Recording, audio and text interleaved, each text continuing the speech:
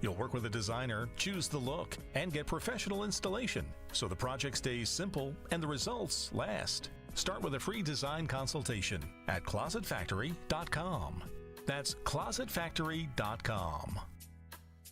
We all hear the radio ads about the IRS. They tell you to be afraid, to be scared, and they try to frighten you into calling. I'm not here to do that. Tax Relief Advocates is different. TRA is here to tell you that if you owe money to the IRS, whether it's $5,000, $50,000, or $500,000, we have a solution. It doesn't matter if you're sitting in your car, at work, or with your kids. No matter where you are, call now. 800-575-9834. Don't lose hope. TRA can eliminate or reduce what you owe to the IRS. Generous programs are now available that can give you a fresh start. Our passion is taxes and helping individuals fix their IRS problems. We have over 1,000 5-star reviews on Google and an A+ with the Better Business Bureau. You don't need to be afraid of the IRS any longer. End your tax nightmare today by visiting us online at TRA.com or call 800-575-9834. That's 800-575-9834.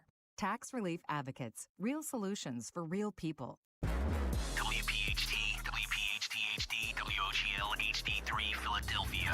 From the Piazza Auto Group Studios, experience the power of one with 8 brands and 25 locations. Always live on the free Odyssey app. It's Barry, Sable, and Friends on Talk Radio 1210 WPHT. Well, good evening. Part 2. Uncle Barry and guests talking about the Delaware Valley, especially Philly, and the way we were. A continuation of last night. Still, this studio is a ghost town at this late hour. Nobody here, and an eerie feeling, like the Will Smith movie, I'm Legend. Barry Sable sitting in for the late night show 10 to 1. But hold on, that is not exactly true. One of my guests, sitting in studio with me, none other than Steve Diorio from Cruising 92.1 every Saturday morning 9 to 11. And Peter Mimo on the way. Sounds like car trouble joining us around the 11 o'clock hour.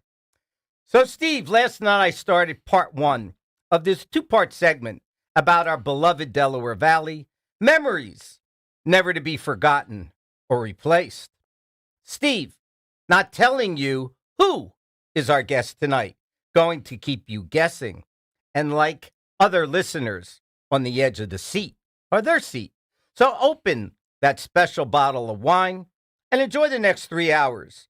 Call-in numbers, 855-839-1210. Don't be shy. So, Steve, you've been on the airwaves for over 16 years. What has that been like? It's not been fun. You got me crying now, Barry. This song, Memories, Barbara Streisand, here I am, tears rolling down. Yeah, no, this is Vanessa Williams. Oh, is it? Yeah, I tricked you. You tricked me. Yep. See that? Yeah, well, maybe it's the wax in my ears. Well, I don't know about Vanessa, but I can tell you, our girl Barbara, yes, she's a lefty, and I ain't playing that music tonight. I'm sorry, my friend. Okay, take her off the air. There you go. Yeah, what it's been like, Barry. I'll tell you what, I started by accident. My brother had a radio show at Cruising 92.1 WVLT for years. I've been gardening in the Garden State. And he was, on cable TV, and he had an aneurysm. So next thing you know, I was thrust into his show. So for 3 weeks, I studied all about plants and animals and things that were indigenous to the Delaware Valley. Yep. I became an expert in 3 weeks. Then some guy says, "Hey, Steve, what do you think about Obamacare?" And then I went off about I'm sure government should take over. But like we talked about earlier, the radio industry has changed, not just since COVID, where some of the advertising dollars have really, dried up. Yep. But with the advent of podcasting and everybody independent radio shows, but the news cycle is what went back when George Bush or Bush 41, 43, Ronald Reagan, there was 1 or 2 major stories a week. Yep. Then we got the Clinton, Obama, then Trump and the whole gang and Biden. Next thing you know, the news cycle changes every 5 minutes. So true. If I have a weekend show, if I start to take notes Monday through Friday, I got to throw it out the window, rip it up, start all over again for the Saturday morning show. Especially with the Orange guy. He's done great wonders in a year and a half, has he not? He has, but, it's about time because this is the greatest country. American exceptionalism is unbelievable, but there's still a lot of work. Of course. But that's not what we're here tonight. Listen, I want to make mention, because most of my listeners may not know, what things you do for the holidays, for seniors, for the homeless. You deliver meals, sometimes 5, 6, 7,000 meals in a day or so. Can you tell my crowd and my listeners what that's all about? Well, let me tell your crowd and your listeners and the listeners at 1210. First, we should say a prayer for Rich Zioli. Yes. He had the heart surgery, so God bless him. Hopefully he'll recover quick. Yeah, and make you bet. Make a bounce. He's done a great job getting himself some on Fox News, and he's really he's creative. A superstar, man. Yes, he is, and he's a local guy. But the problem with with being involved in the community, I started out at an early age. I was volunteering right out of high school to help seniors, and there was a program called the Senior Citizen Holiday Meal Program, similar to mine now, but the Office on Aging had it. I would go deliver my 10, 12 meals for Collingswood where I lived, and they discontinued the program. So I said, hey, do you mind if I take the list from last Thanksgiving? That was 10 meals. Now we're at 10,000 meals. Wow. As a matter of fact, we expanded in the last year into Philadelphia. Wow. We're going to be expanding into Delaware on Thanksgiving, and it's been pretty steady. We have a great base of volunteers, and unfortunately, ever since COVID, the food donations have dried up, whether it's turkey or donations. But I have a lot of good friends like you and Peter, and Dan Cuellar, and Bessar, all my friends, because you buy turkey, you show up. You showed up that one Christmas. You brought me a nice bottle of wine. I did. Exactly. Yes. Exactly. Well, listen, you're a giving guy, and I'm not here to patronize you. I'm here to tell it the way it is. There isn't a lot of people, not just in our industry, but in the world anymore, that cares about other people. We see, without talking about politics tonight, because that's not the real thrust of what we're doing here, is that there's not a lot of goodness in my world and as I see it, especially with all this politics stuff. Everything is diversity. It's about time. That's why I wanted to do the show tonight. I mean, it's 3 hours, for God's sakes. Right. The memories of Delaware Valley. Hit me with some memories. I don't care, 1 or 2 memories. What's been important? Maybe growing up. I mean, give me anything before we get to our first guest. Touched on last night, Connie Mack Stadium, even Vet Stadium, all the games we went to over the years, the Eagles in the box, up in the box eating those beautiful hot dogs. Now they're steak dinners, but it used to be hot dogs up in the box. But everything, Atlantic City, we're so close to everything in this area. We have Delaware to our south, all of eastern Pennsylvania to our left. If I'm looking at the map in New Jersey, Atlantic City, we have a lot of resources here. But as we were driving in, we looked at how the city has changed in the last 30 years. It's about time because we finally caught up. But now on the other side of River Camden, you don't see that kind of buildings, popping up everywhere at 10, 12. I don't know why. I don't think they've done a great job with the waterways. I really don't. No. The Schuylkill and the Delaware. I just think that could have been planned out a whole lot better, don't you? Well, something like the harbor. Why in Baltimore? Right. What the heck? Well, the problem is there's so many dead bodies floating around down the bottom you wanted to dump somebody. Hey, the boys ruled, Steve. That's right. It was either in the Pinelands in New Jersey or it was in the Delaware River. But, we had raw sewage being dumped into the Delaware River for, a long time. 100 years. So it wasn't beautiful, and our shorelines are not great. But it was, it's a development. Look at it now. There's, shipping industry and everything and cars parked everywhere. But they should have done something. Remember the time they were going to have a Hollywood East in Gloucester City? Yes. I don't know what the heck happened that. They should have done that in Philly. There's so much potential here still. Yeah, exactly. Listen, Steve, we have a very special guest. I want to surprise you with this guy. You probably don't know he's calling in. So our very first guest is formerly of 6 ABC Television, a journalist known all over our city, the Thanksgiving preview guy, the one who knows our neighborhoods and streets better than anyone else, small in stature, big in the love for our city, Dan Cuellar. Welcome to the Late Night Show with Barry Sable and Steve Diorio, my friend. Good evening, fellas. Yes, Glad sir. to be with you tonight. Dan, how are you? And I love this story. All right. I love this storytelling because when I first came to Philadelphia, I remember that came 5 o'clock, everything in Center City shut down. The grates came down, and it was all over. Yep. And then Mayor Ed Rendell came in, and he wanted to change that, and I was so glad.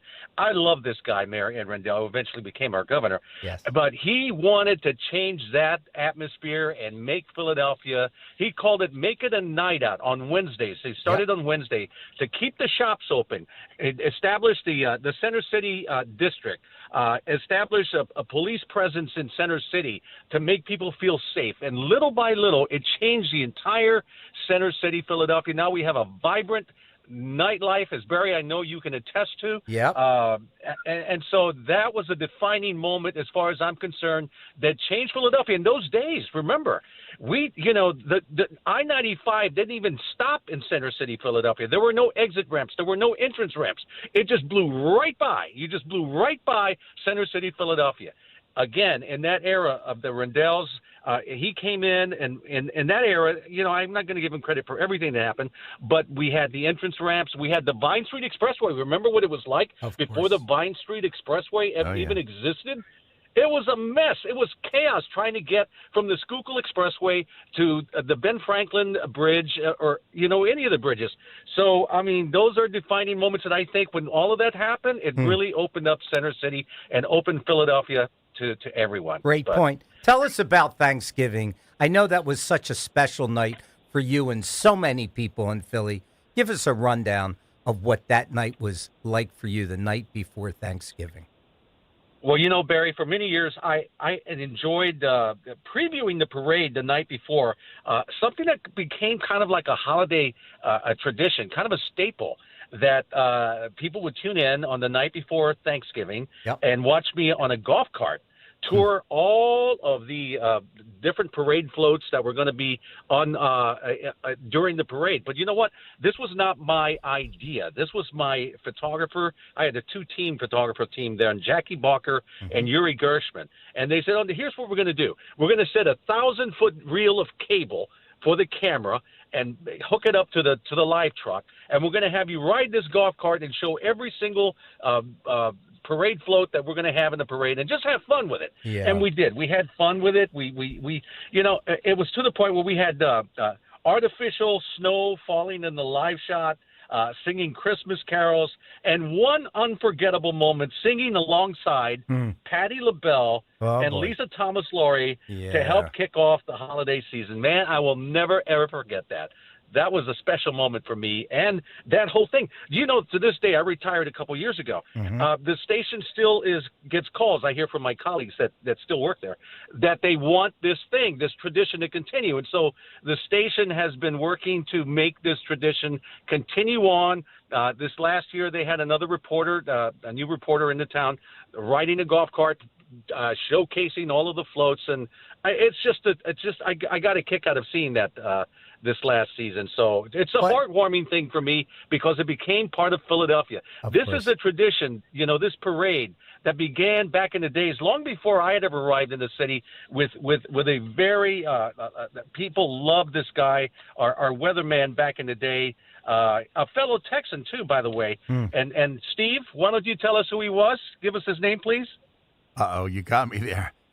Give me a hint. Barry, you remember. Are you talking about John Belaris? Jim O'Brien. Jim O'Brien. Yeah, Jim O'Brien. Well, he got killed. Didn't he get killed in a plane crash? Yes.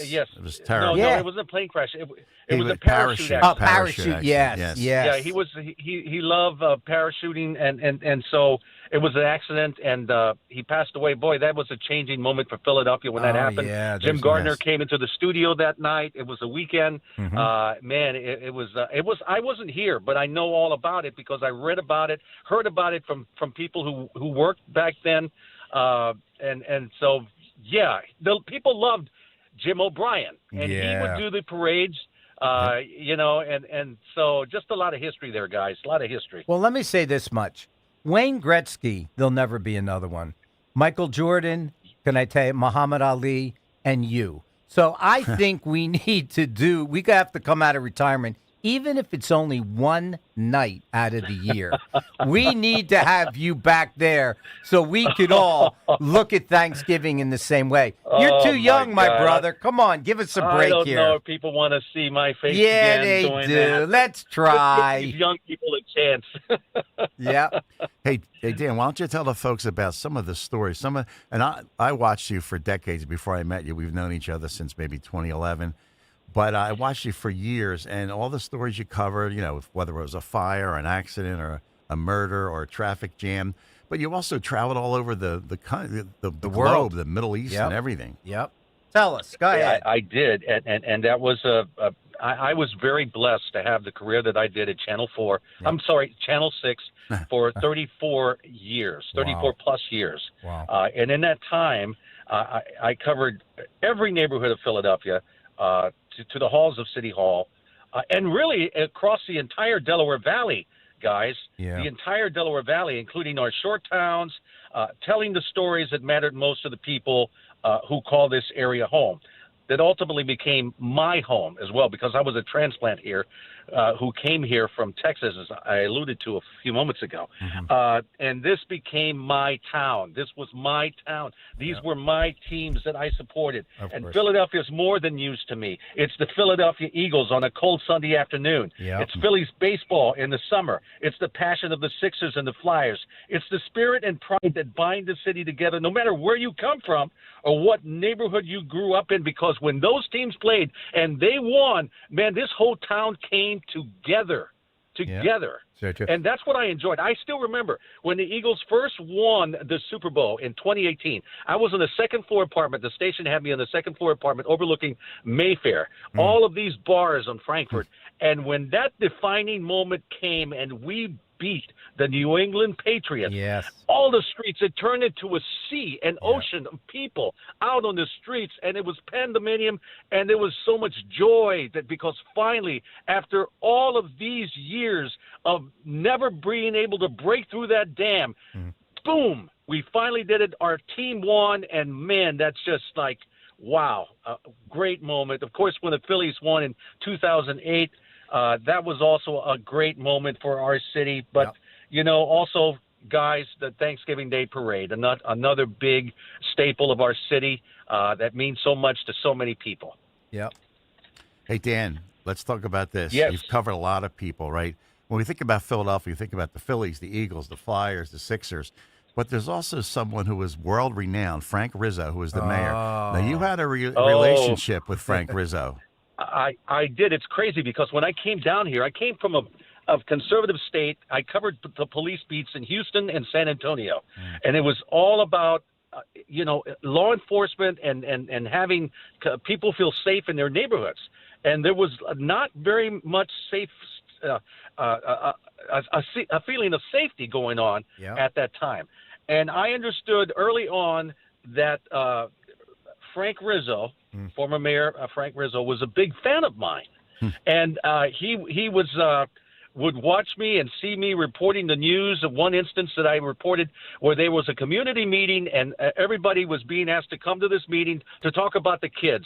Why was there so much mayhem? Why were they getting in such trouble? And I go to cover this meeting, and there was a lot of empty seats. And I focused in on the empty seats. Where are the parents? Why aren't they here at this meeting? Yep. And zooming in on the empty chairs.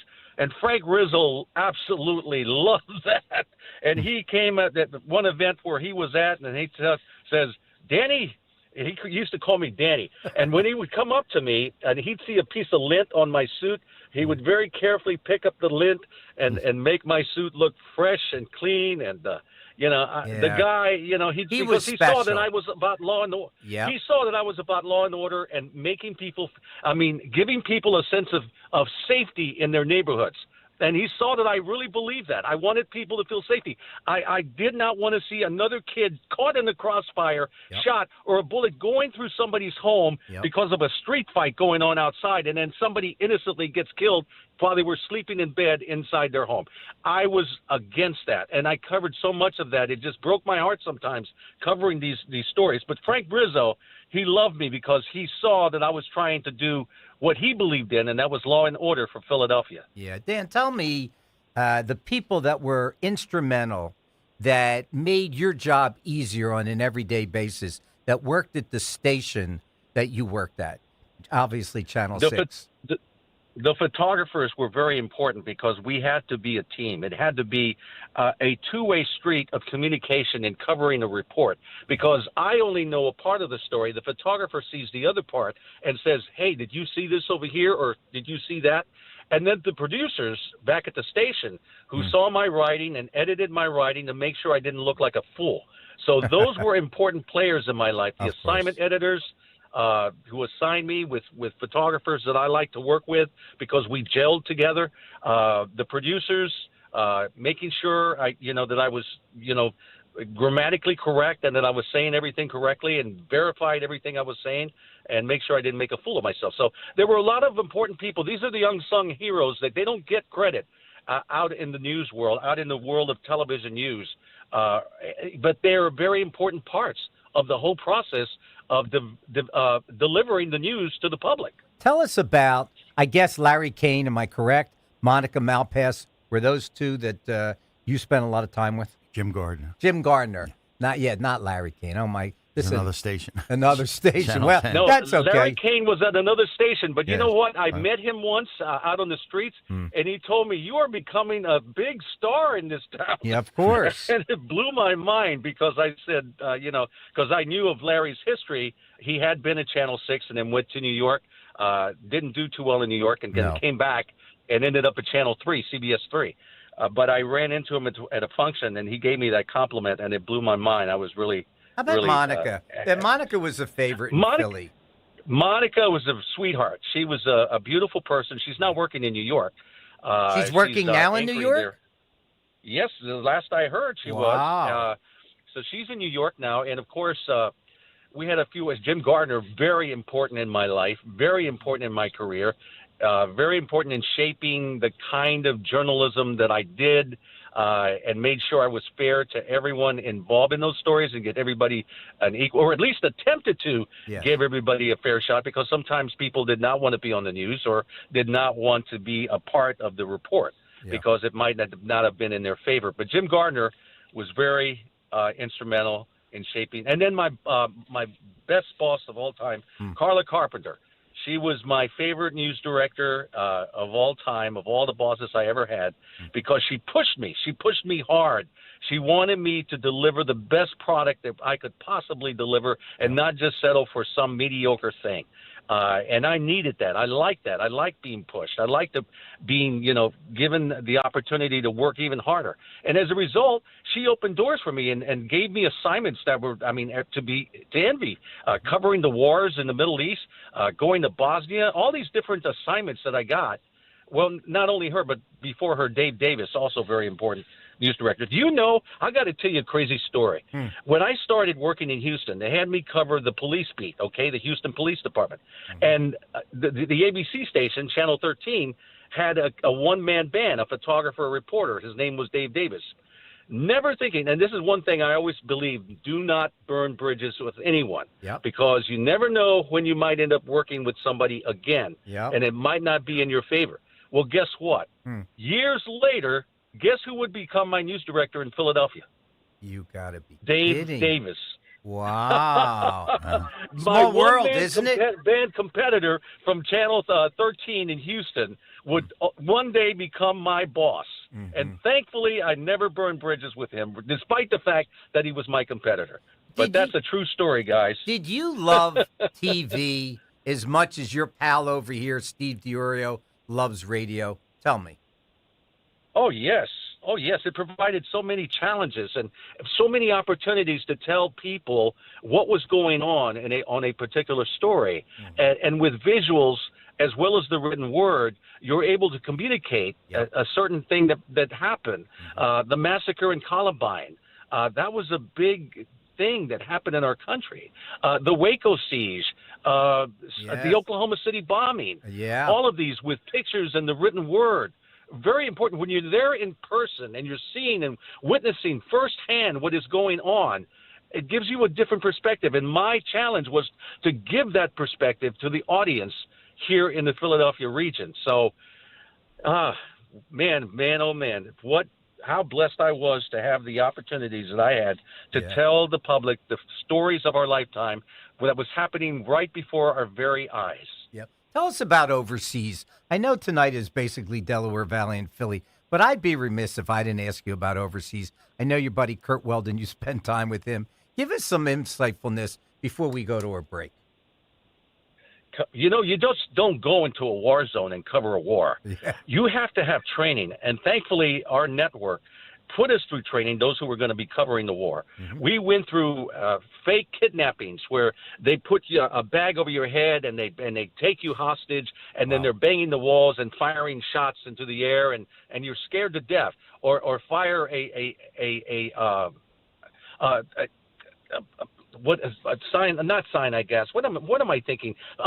You know what the tear gas? Ahead. Tear and gas. What it's like to go under tear gas, and what it's like, and so be ready to face these instances. How long do you have before you have to put on that gas mask? If somebody screams gas, gas, gas, you have less than 10 seconds to put that gas mask on in case of a nuclear, a biomedical attack. The word I'm looking for right here. But anyway, you get my point. You see what I'm trying to say. You just don't go to a war zone. Yeah. You have to be trained for it. Listen, Dan, we're up against the break. I need you to hold on because I want to give the Delaware Valley a treat after the break. You are listening to the Late Night Show. Barry Sable sitting in tonight with Steve DiOrio, my favorite Dan Quayle on the other side. See you in another 3 or 4 minutes after the break. This is the Bloomberg Business of Entertainment Report.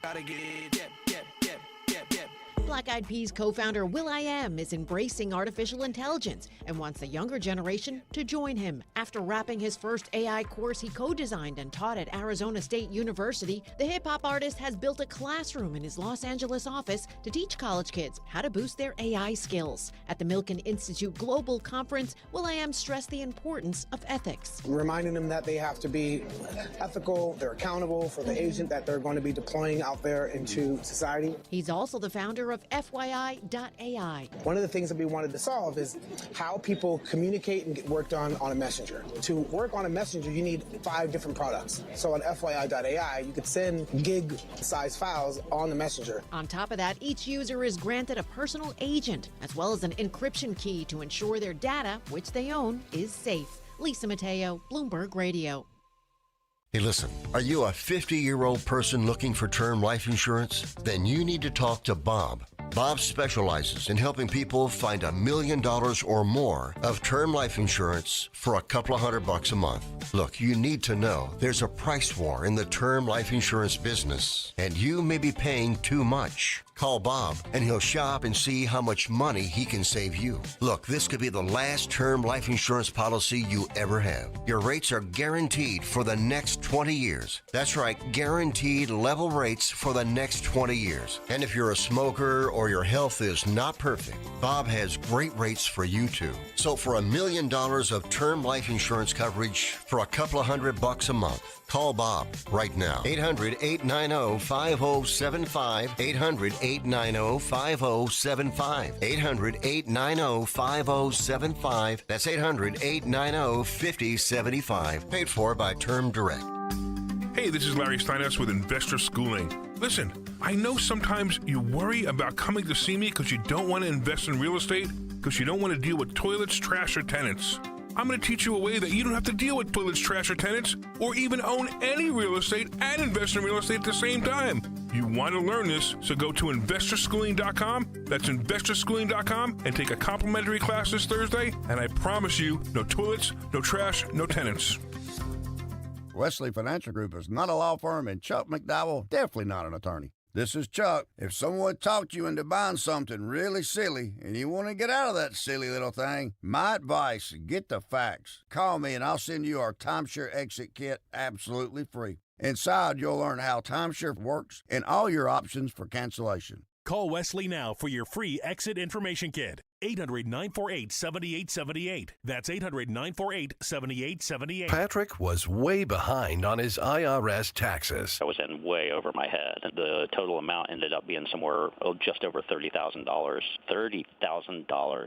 Then the IRS came to collect. Started getting letter after letter. A lien had been filed against me. They were going to basically hang me completely out to dry. He had to do something. That's when I reached out to Optima Tax Relief. Patrick's life quickly got a lot easier. It was very easy, pretty much hands off. They picked up the ball and ran with it. And how'd it go? I couldn't believe it. I had to ask 2 or 3 times. I saved an incredible amount of money. How does Patrick feel about Optima? Couldn't be happier. They definitely helped me. Optima Tax Relief, the best place to call. They're the best in the business. Do what Patrick did and call Optima Tax Relief for a free consultation. Call 800-354-2840. 800-354-2840. 800-354-2840.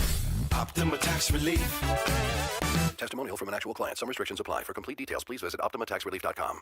Living here is about more than just the headlines. It's the new restaurant opening in Fishtown. It's the playoff energy at the bank. It's the festivals that make your neighborhood feel like home. KYW News Radio brings you the pulse of the Delaware Valley. From service journalism that solves problems to stories that celebrate our culture, we cover the life you're actually living. Authentic, local, factual. KYW News Radio, Philadelphia's most trusted news source. Hey, it's Nick. Transform any living space for summer, indoors or out, during the Memorial Day sale at Bucks County Estate Traders. Their showroom is filled with high quality, built-to-last furniture, and I love the incredible variety. No matter your style, you will find beautiful pieces for every room in your home, plus a huge selection of patio and sunroom furniture. Save 20 to 50% store-wide. The sale runs now through the 31st, so don't miss it. Visit BucksCountyEstateTraders.com or their huge showroom in Hatfield. Tell them Nick sent you.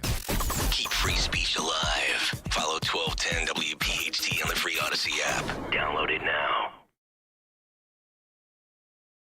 Oh, you know who these guys are? The Spinners? Yeah, Spinners. You got it right, Yeah. Steve. Oh, yeah. Listen, we're trying to get Dave Slane on the telephone. We still have Dan Quelliar. We're trying. Barry, he's on the phone. Barry, he's on the phone with me now. Great. Oh, Okay. you have him. Barry? Yes. You hear me, Barry? Yeah, David. Let me make the introduction, and then I want to do something special. And if I get the facts incorrect, David, correct me. David Slane is a present police chief of Nether Providence. Let's talk about modern day policing and a newly released book. His girlfriend, if I'm correct, is a detective. Listen to this. Who investigated the arrest of the skeleton thief who collected bones from cemeteries. David Slane. Did Uncle Barry get that right? Splain. That's correct, Barry. Thank you, Barry. Thank you, Steve, for having me on the show. I appreciate it. Of course. Listen, I have a treat for us, Steve. Tonight, I want to take us back in time to show what Dan did and still has today. The time is yours, Dan. I want you to interview your friend David. Go ahead, my friend. We're in the audience listening. Thank you, Barry. Yes, sir. Thank you very much, Barry. Of course. Dave, the theme of Barry's show tonight is about Philadelphia and great Philadelphia moments. What defines Philadelphia for you, my friend? What defines Philadelphia? I moved here in 1976 at the age of 12. I moved here with my parents, and I immediately became a Philadelphia sports fan. And Philadelphia has real character. They have history, grit, pride, passion, and toughness and heart.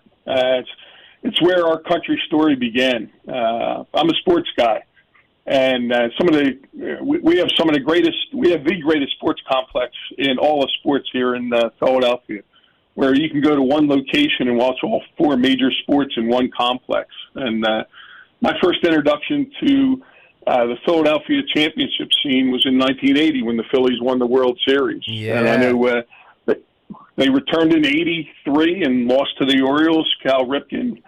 And then in 93, we were sitting on the edge of our seats with the Blue Jays in Game 6 when Joe Carter ripped our hearts out and hit the walk-off home run to end the World Series. And I can tell you, I was at my friend's house there, Dan Cuellar. I was sitting on his couch that night in 1993, and together we watched Joe Carter rip our hearts out. Yeah. But in 2008, they won the World Series, and the parade was epic. And I remember I was at Broad and Hartcraft watching the parade, and it was outstanding.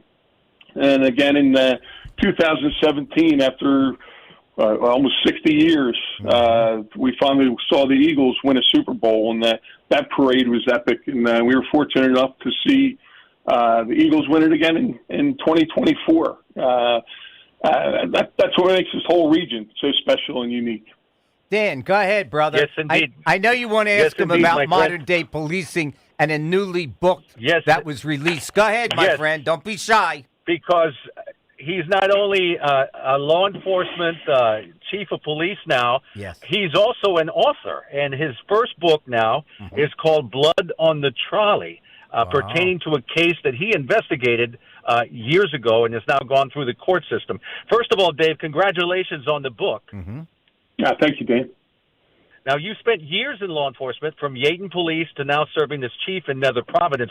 But this particular case clearly stayed with you. Why did you decide now was the right time to tell this story? Well, I'm just started my 42nd year in law enforcement, and this particular story is kind of a unique one. It was in October of 2005, Kareem Johnson boarded a SEPTA Route 13 trolley in southwest Philadelphia. The person who would later be identified as his attacker boarded at the same stop at 57th and Chester. As the trolley transcended into the suburbs into Delaware County, into Yaden specifically, at the intersection of Church Lane and Chester Avenue, the attack occurred suddenly.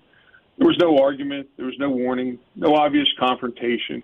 Kareem was stabbed multiple times and ended up outside the trolley where he collapsed near the intersection. From the beginning, it was a difficult investigation because there was two crime scenes, the trolley itself and the intersection where Kareem fell. It was shocking. It was a shocking act of violence that occurred in an ordinary place aboard a trolley where just ordinary people were coming home from work that night. Unbelievable. One of the great frustrations in policing, especially in some neighborhoods, is that witnesses are often afraid to come forward. I mean, there's fear, there's retaliation, there's distrust. How difficult was that in this case, and how did you eventually break through those barriers? That's a great question. Witnesses are often challenging, especially in violent crime cases. Some are afraid to get involved. Some don't want to get involved, and some are traumatized by what they saw. In this particular case, we broke through with basic, persistent police work. We separated the witnesses, interviewed them individually, canvassed the neighborhood, handed out the sketch, and kept following leads. No single witness gave us the entire case. But when multiple accounts began lining up, the attack, the direction of flight, the description, the behavior, the picture started to become much clearer. Dan, let me ask you guys. Hold on one second, Dan. Let me ask you guys a question. Do you find, David, that policing is far different today than then? Because I have to tell you, when we watch the attempts on President Trump, the 2 or 3 attempts, I have to tell you the truth, somebody to me dropped the ball. I mean, I don't know what your thoughts are, but that was a little annoying to me, disappointing. The President of the United States could not be with us today. Thank the graces of the Lord, because the sloppiness, David, to me, is uncalled for. I agree. In the 42 years I've been involved in police work, things have certainly changed. And now there's more accountability. There's more transparency. From an investigative standpoint, there's more technology. There's, every jury expects a video nowadays. Every jury expects DNA. There's cell phone forensics, and all those pieces of technology weren't present back when I first started, and more so during the course of this investigation. Unbelievable. Go ahead. Dan, let me ask you a question then. May you? Sure. Because you're the best reporter out of this group here. Let's talk about David's girlfriend, and has collected bones from cemeteries. Yo, Dave, what's that all about? Well, he can't say too much on this one because it's still an active investigation going through the court system. So he has to be careful because, first of all, it's not his department handling this case, and it's very dicey for him to be commenting on the case that's still in the court system, and he's got to be limited in what he says. But he's very proud of Leah because she's getting an award from the Crime Commission Thursday, right, Dave? Thursday, she's getting an award. Yeah, I'm extremely proud of the work she did on this particular case. And as Dan stated, that clearly it's not my case. I don't work for the Yeadon Police Department any longer, and this case is still being litigated. But she did an outstanding job along with the detectives from the Criminal Investigation Division of Delaware County. And I'm looking forward to watch, following this case as it transcends through the court system. Let me ask you a question, David. Now, hold on one second, Dan. I'll let you go. Are you disappointed in, say, I know this isn't basically politics tonight, with what's happening in the judicial system, Krasner and all these DAs letting these, convicted guys that are committing heinous crimes? Isn't this demoralizing to you and your constituents that are trying to make sure that law and order is kept in your city and in our cities? Well, over the time I've been a police officer, obviously things have changed. The laws have changed. Things have become more difficult to investigate and make an arrest. And I'm fortunate I don't work in the city of Philadelphia. And out here in Delaware County, we have an excellent district attorney in Canner Rouse. We have an excellent former district attorney in Jack Stolzheimer, who are very good people to work with, and things are a lot different out here in the county than they are in the city. Go ahead, Dan. Your turn. Dave, a very crucial part of this investigation involving this book involved a sketch artist, because in those days there were no surveillance cameras on SEPTA buses and trolleys, and so you had to rely heavily on descriptions from witnesses. And the fascinating part for me of this investigation involved a police sketch artist. In an era before today's, digital tools, how critical was that sketch in helping move this case forward? As I said before, in 2005, DNA was just coming on the scene. Cell phone forensics weren't as present as they were. Video cameras aren't as prevalent as they are today. So we had to rely on some good old-fashioned police work. And the sketch was crucial. We brought in Al DeBella from East Lansdowne Police, who was a trained forensic sketch artist. He worked right next door to us. He was we grabbed one of the best witnesses, and he produced a composite sketch that turned out to be the centerpiece of the investigation. We distributed hundreds of copies of that sketch and eventually caught the attention of a Philadelphia police officer who recognized that person as a individual that hung out near Bartram High School. And that lead helped us move the case from a description to a name, and that was definitely the turning point in the case. Like I said, this in 2005, this was good old-fashioned police work. Because none of the traditional things that we're used to today, DNA, video, cell phone forensics, were present during this investigation. Wow! Now, if that same case happened today, how do you think AI and modern technology might change the way investigators develop suspect images or identify leads? Great question, Dan. Well, if that case happened today, technology would probably change the investigation significantly. There'd likely be better video, cell phone evidence, digital records, and possibly AI assisting enhancement of video images. In this particular case, we did have a video. Video was extremely grainy. We didn't have all the technology that we do today. At the time, the state-of-the-art video graphics would have occurred over in close by across the bridge at the NFL Films in Mount Laurel, New Jersey. So that's where we took our video over there, and they used their technology, but weren't able to get the video to a point where it was usable for us in the investigation. Go ahead, Steve. Mine, oh man. Yep. This case took years to work its way through the court systems, guys. Wow. What was that like emotionally, Dave, for investigators, for the victim's family, and even for you personally? Well, the emotional toll was real. An arrest feels like a major step, but in a homicide case, it's really just the beginning. The case went through a trial, a mistrial, a retrial, appeals, and post-conviction litigation, and then resentencing. The offender in this case was 17 at the time, and we obtained, the act itself took about 30 seconds. The criminal investigation took about 3 months. The court trial took about 4 years, and we went through a mistrial, a retrial, and ultimately conviction. And at the time, he was convicted to life without the possibility of parole, which automatically sets appeals into motion. And those appeals lasted probably about 6 or 7 years. And during the course of that time, legislation changed, and we could no longer sentence a juvenile to life without the possibility of parole. And that was post-conviction. It was called the Post-Conviction Relief Act. And ultimately, we had to have a hearing at the very end of this process, and that was in January of 22. So you figure from October of 05 to January of 22, that's a 16-year span.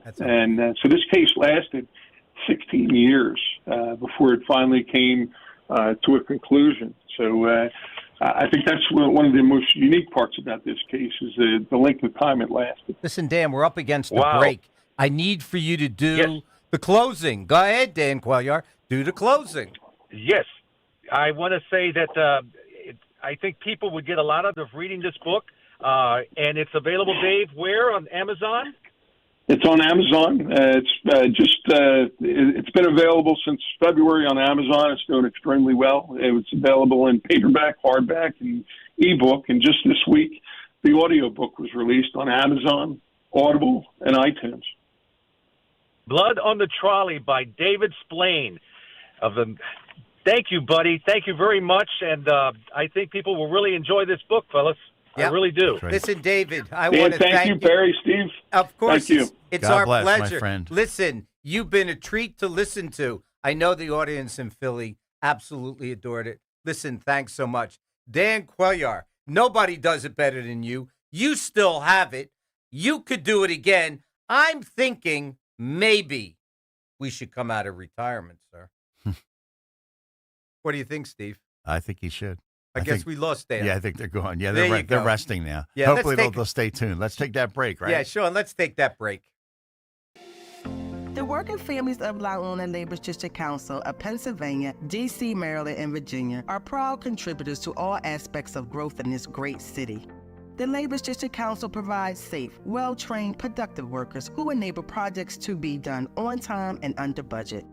We appreciate our signatory contractors and their commitment to fairness and equality. Laborers, we're building a better future today. Brought to you by the Laborers District Council Licit Fund.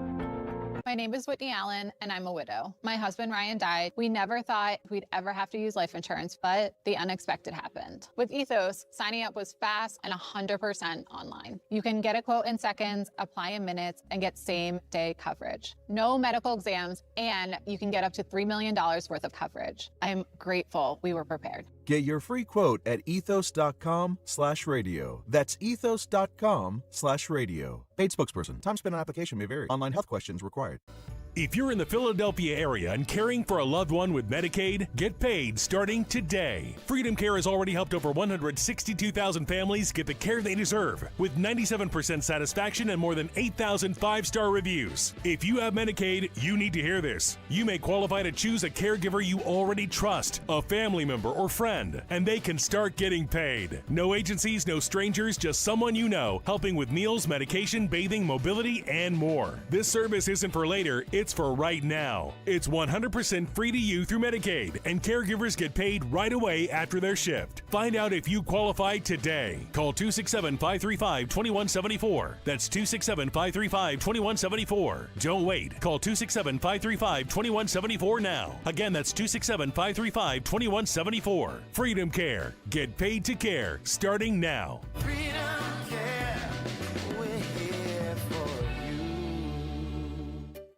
Finding great candidates to hire can be like, well, trying to find a needle in a haystack. Sure, you can post your job to some job board, but then all you can do is hope the right person comes along. Which is why you should try ZipRecruiter for free at ZipRecruiter.com/free. ZipRecruiter doesn't depend on candidates finding you. It finds them for you. Its powerful technology identifies people with the right experience and actively invites them to apply to your job. You get qualified candidates fast. So while other companies might deliver a lot of hay, ZipRecruiter finds you what you're looking for. The needle in the haystack. See why 4 out of 5 employers who post a job on ZipRecruiter get a quality candidate within the first day. ZipRecruiter, the smartest way to hire. And right now, you can try ZipRecruiter for free. That's right, free at ZipRecruiter.com/free. That's ZipRecruiter.com/free. ZipRecruiter.com/free. ZipRecruiter. Now, you can listen to Talk Radio 1210 WPHT on the iHeartRadio app. Yeah.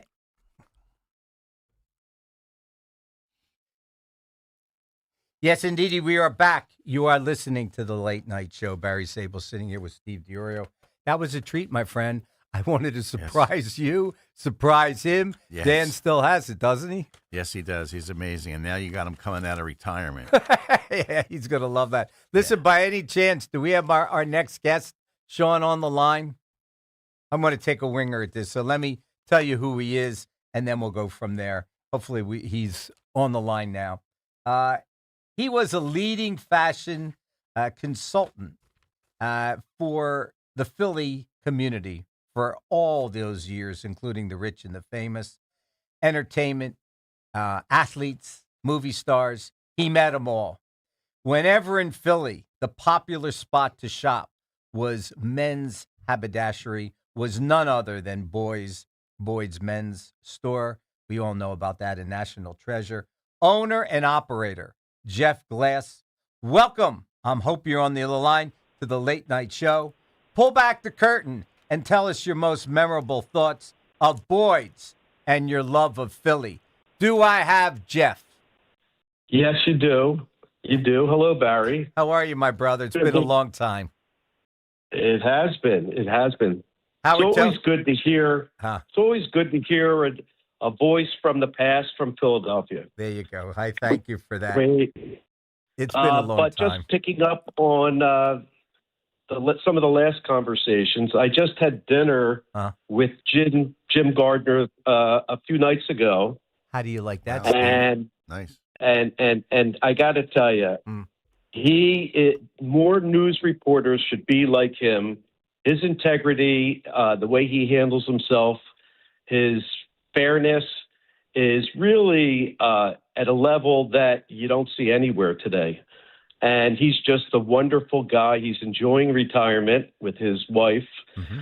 And actually, coincidentally, he moved just about 5 minutes from where I live in Florida. And I'm in Jupiter, and he's right nearby. Wow. So, he's just a wonderful guy. And what a fixture and part of the fabric of Philadelphia, and just a great, great guy. Jeff, say hello to my co-host tonight, Steve DiOrio. Steve, go ahead. I know. Hey, Jeff. Steve. How are you? Hi. Guess Great, what? thanks. You put a lot of style in the Philadelphia area. A lot of people.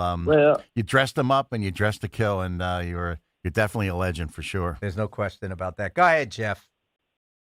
So I mean, it was a fun journey. It started on Market Street East. Yep. And that's when I first started out at Boyd's. And it was just a blast. Every day was just a lot of work, but a lot of fun. And the Philadelphians, the different people that shaped the city, you talked about Mayor Rizzo, and a big part of that whole group were very dear friends of mine, from Dominic Sabatini to Ronnie Donatucci to Tom Kelly's. I mean, I could go on and on and on, but just very special people, great friends, did so much for so many people. It really just helped to build a very special kind of city that we had. It was very diversified, but very, very close-knit, even when it came to, politics and regardless of your economic, position, everybody was just a regular guy. There were no elitists. And when they came into our store, it was a party. Everybody had fun. Yeah. And we had an unbelievable group of people working there. We had, back in those days, we had probably 45, 50 tailors working from Portugal and Italy and all parts of the world, and just the most incredible people, many of whom lived down in South Philly. I would very often go to any kind of special event that they had for their families, whether it was a wedding or whatever, an anniversary party.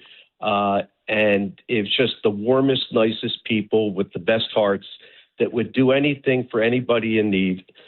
And it was pretty special. But getting back to the store, when we were over on Market Street, it was a pretty sketchy kind of area back in those days. Yep. True. And we were trying to figure out ways to elevate the image of the store and to grow our business. And how one did of you the do first that, things, Jeff? How did you market that business? Because you guys were at the very top of your game. Tell us how you did that. The truth be told, that before I arrived, my father-in-law, Jerry Gushner, was just a brilliant businessman, and he was just visionary. And so when I came in, the business was very well established. But it was very clear that a lot of people were very apprehensive about coming to the store because of our location on East Market Street. And so one of the first things I got involved with was developing valet parking. And we were probably one of the first stores. I don't even think many restaurants had valet parking back in those days. I agree. And that really set a platform for the city, for our store to grow within the city. And the city was very, very, involved and really wanted to see us do well. And they were great with partnering with us. And that really helped launch us to a point that the store, we started to renovate the store, building it out, becoming bigger and bigger. And then at that time, they were building the convention center. Yes. So we had to find a new location. Yes. So we found the Oliver H. Bear Funeral Home over on Chestnut Street. Yep. And we had parking across the street. And perfect, we moved over there in 1990. But and expanded to ladies' clothing, too. Am I correct in saying that, Jeff? Yeah, we started to get into, in a more serious way, the ladies' clothing business, but we were still 80%, 20% men's to women's. Yep. Tell us about the people, Jeff. Give us, before we go to a break in a few minutes, give us some of the celebrities. And I know there was a ton, because I waited on guys that obviously bought jewelry. I got to tell you a quick story. E came in. Hockey, I'm talking about Eric Lindros. He came in the store one day. I said, "Where are you going?" He said, "I'm going to Boyd's." "You want some company?" "Of course." So we went to your store. I'll never forget. He was looking for a suit, tie, and a shirt, and he took off his shirt, and that guy was built. Honestly, he was a Greek Adonis. Am I correct or not? Yeah, absolutely.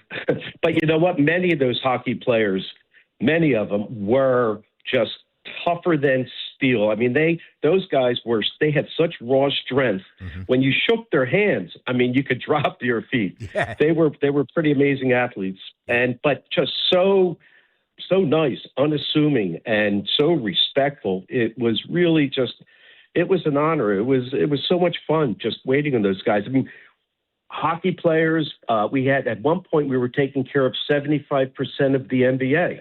Wow. When they would come to Philadelphia, they would all hop in a bus. Yep, and go and to they you. would come to the store, and they would, we would keep it open late or on a Sunday or whatever, and we would just have a big party with those guys. Yeah, I was And going to say, I know a big portion of your clientele. Obviously, everybody and anybody from lawyers, doctors, and everybody else in the city. But I know so many athletes would tell me they're out of town. They're going to Boyd's. They're going to Boyd's. They're going to Boyd's. Nobody, I think, in the city of Philadelphia had better men's haberdashery. Honest to God, at prices that we'll call it affordable, were better than Boyd's and what you guys did. Nobody, Jeff. Nobody. Well, look, there was no magic to it. I mean, at the end of the day, if you wanted people to come back, you had to treat them really well. You had to take good care of them, and they had to feel like they really got something special. And we were always able to, with our tailors, we could do anything, and we would make everything fit. And if they needed it quickly, we could get it done quickly. So they couldn't get that kind of service anywhere else. Yep. And the selection, and it was, just so easy to pull up front, valet parking. It was a lot of fun. But I can tell you that, we've had athletes. I remember one day we had the Dalai Lama there, and he came in with somebody that was, I guess, important in his life, and you name it, George Foreman. We had there was a fight we actually had in our store between that Mitch Green and I think it was Larry Holmes. Yeah. At that time, Larry pulled up in this, and Mitch Green was in there, who was a complete lunatic. Mm-hmm. And tough guy. It took a few tough guys, huge guys. Yeah. It took a lot of people to calm them down. Jeff, I'm up against the heartbreak. Give me 30-second wrap up from you and Boyd's. Tell Philly how much you miss Philly. I love Philadelphia. I love the people of Philadelphia. It was really a very special time, and I go back up fairly often, and I still have family up there. But at a point in your life, you want to move on, try something different. Jupiter, Florida has worked real well for us. And I get to see actually more of my kids down here than I did when I was living right near New York City. Price you you have to pay to be king, Jeff. I'll tell you, it was a lot of great times, and I miss a lot of my old friends. Bob Bogle from the Tribune.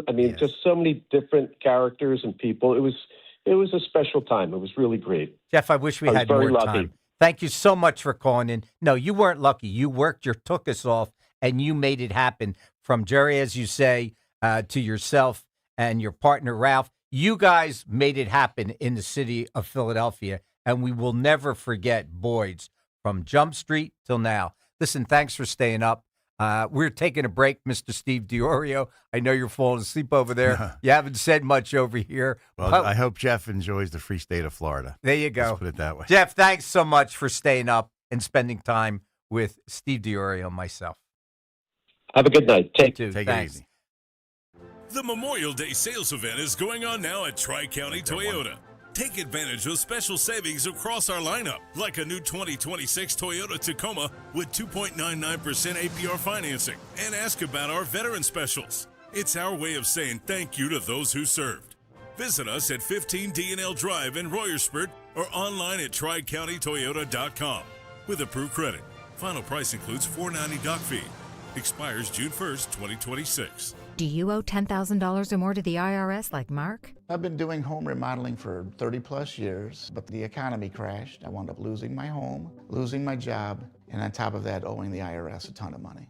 I owed the IRS $114,000. It really, truly was the worst part of my life. Then Mark found tax relief advocates. On news radio, I heard about TRA, And I thought, what's the worst that could happen? So I picked up the phone and I called them. When it was all said and done, TRA settled my $114,000 debt for $100, and I'm telling you, I was ecstatic. Could not believe it. Would recommend TRA to anyone. If you owe 10 or even hundreds of thousands of dollars to the IRS, don't lose hope. Do what Mark did and call TRA for a consultation. But TRA did. They gave me a second chance, and I'm forever grateful. Visit TRA.com or call 800-491-9914. 800-491-9914. That's 800-491-9914.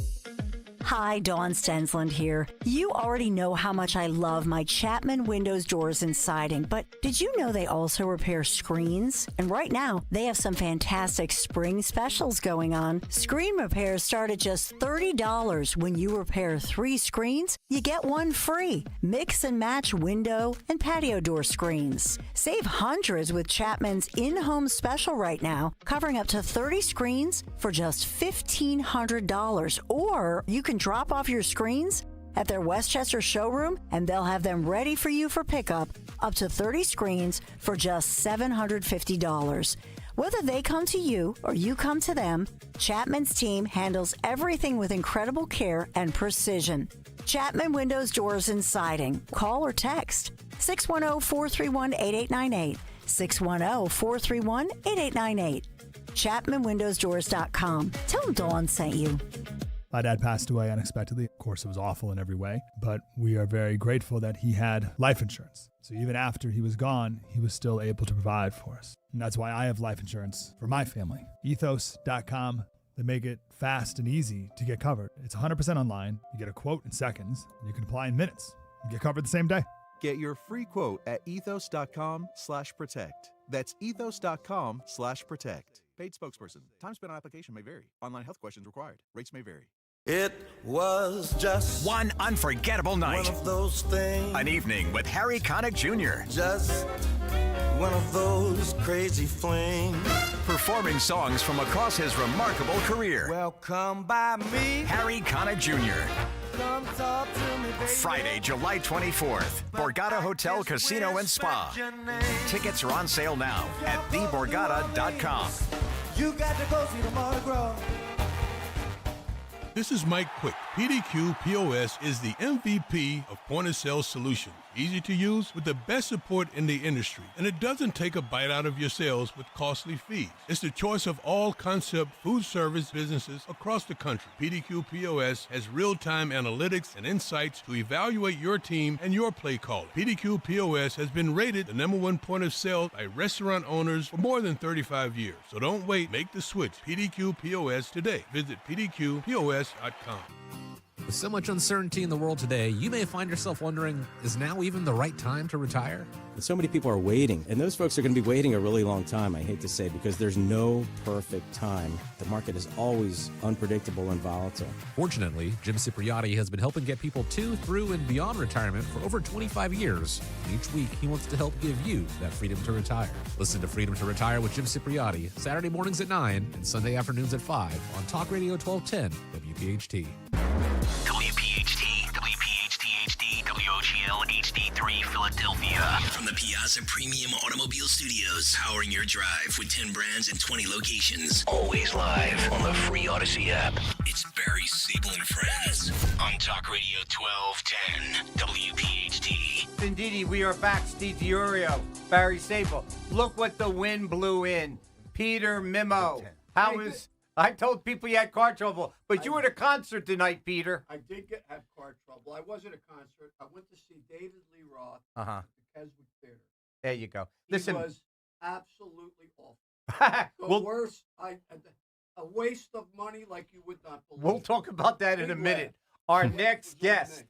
is an American television meteorologist and now realtor in the sunny state of Florida. He has worked as a chief meteorologist for Weekend Today, NBC 10, and I guess it would be WCBS and Fox 29, a 4-time Emmy Award winner, and with a Colgate smile, John Valeris. Welcome to the Late Night Show on 1210 WPHT.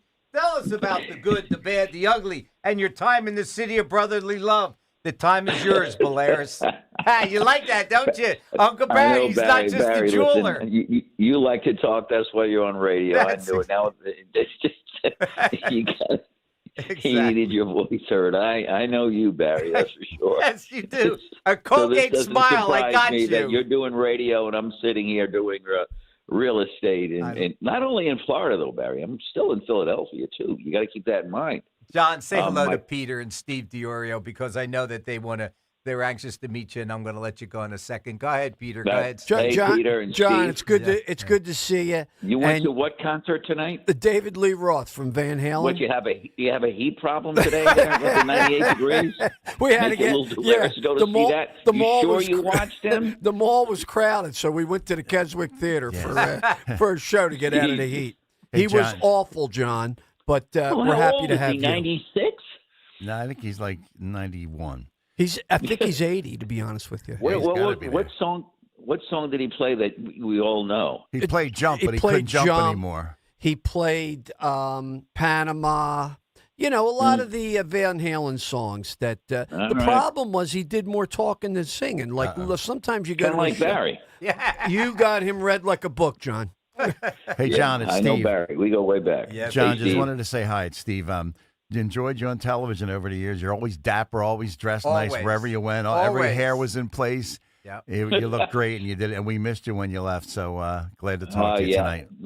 Thank you very much. I always appreciate that because, as you know, when I was there, I had a great time being on air, and that was my love, my passion. And when I stepped up there, I never looked at anything. I was always well prepared because I know my weather very well. But it was just my dream to do what I did. I was very fortunate to be in the city of Philadelphia and have that opportunity. I started actually in New York City, then came down to Philly, and it was a great run.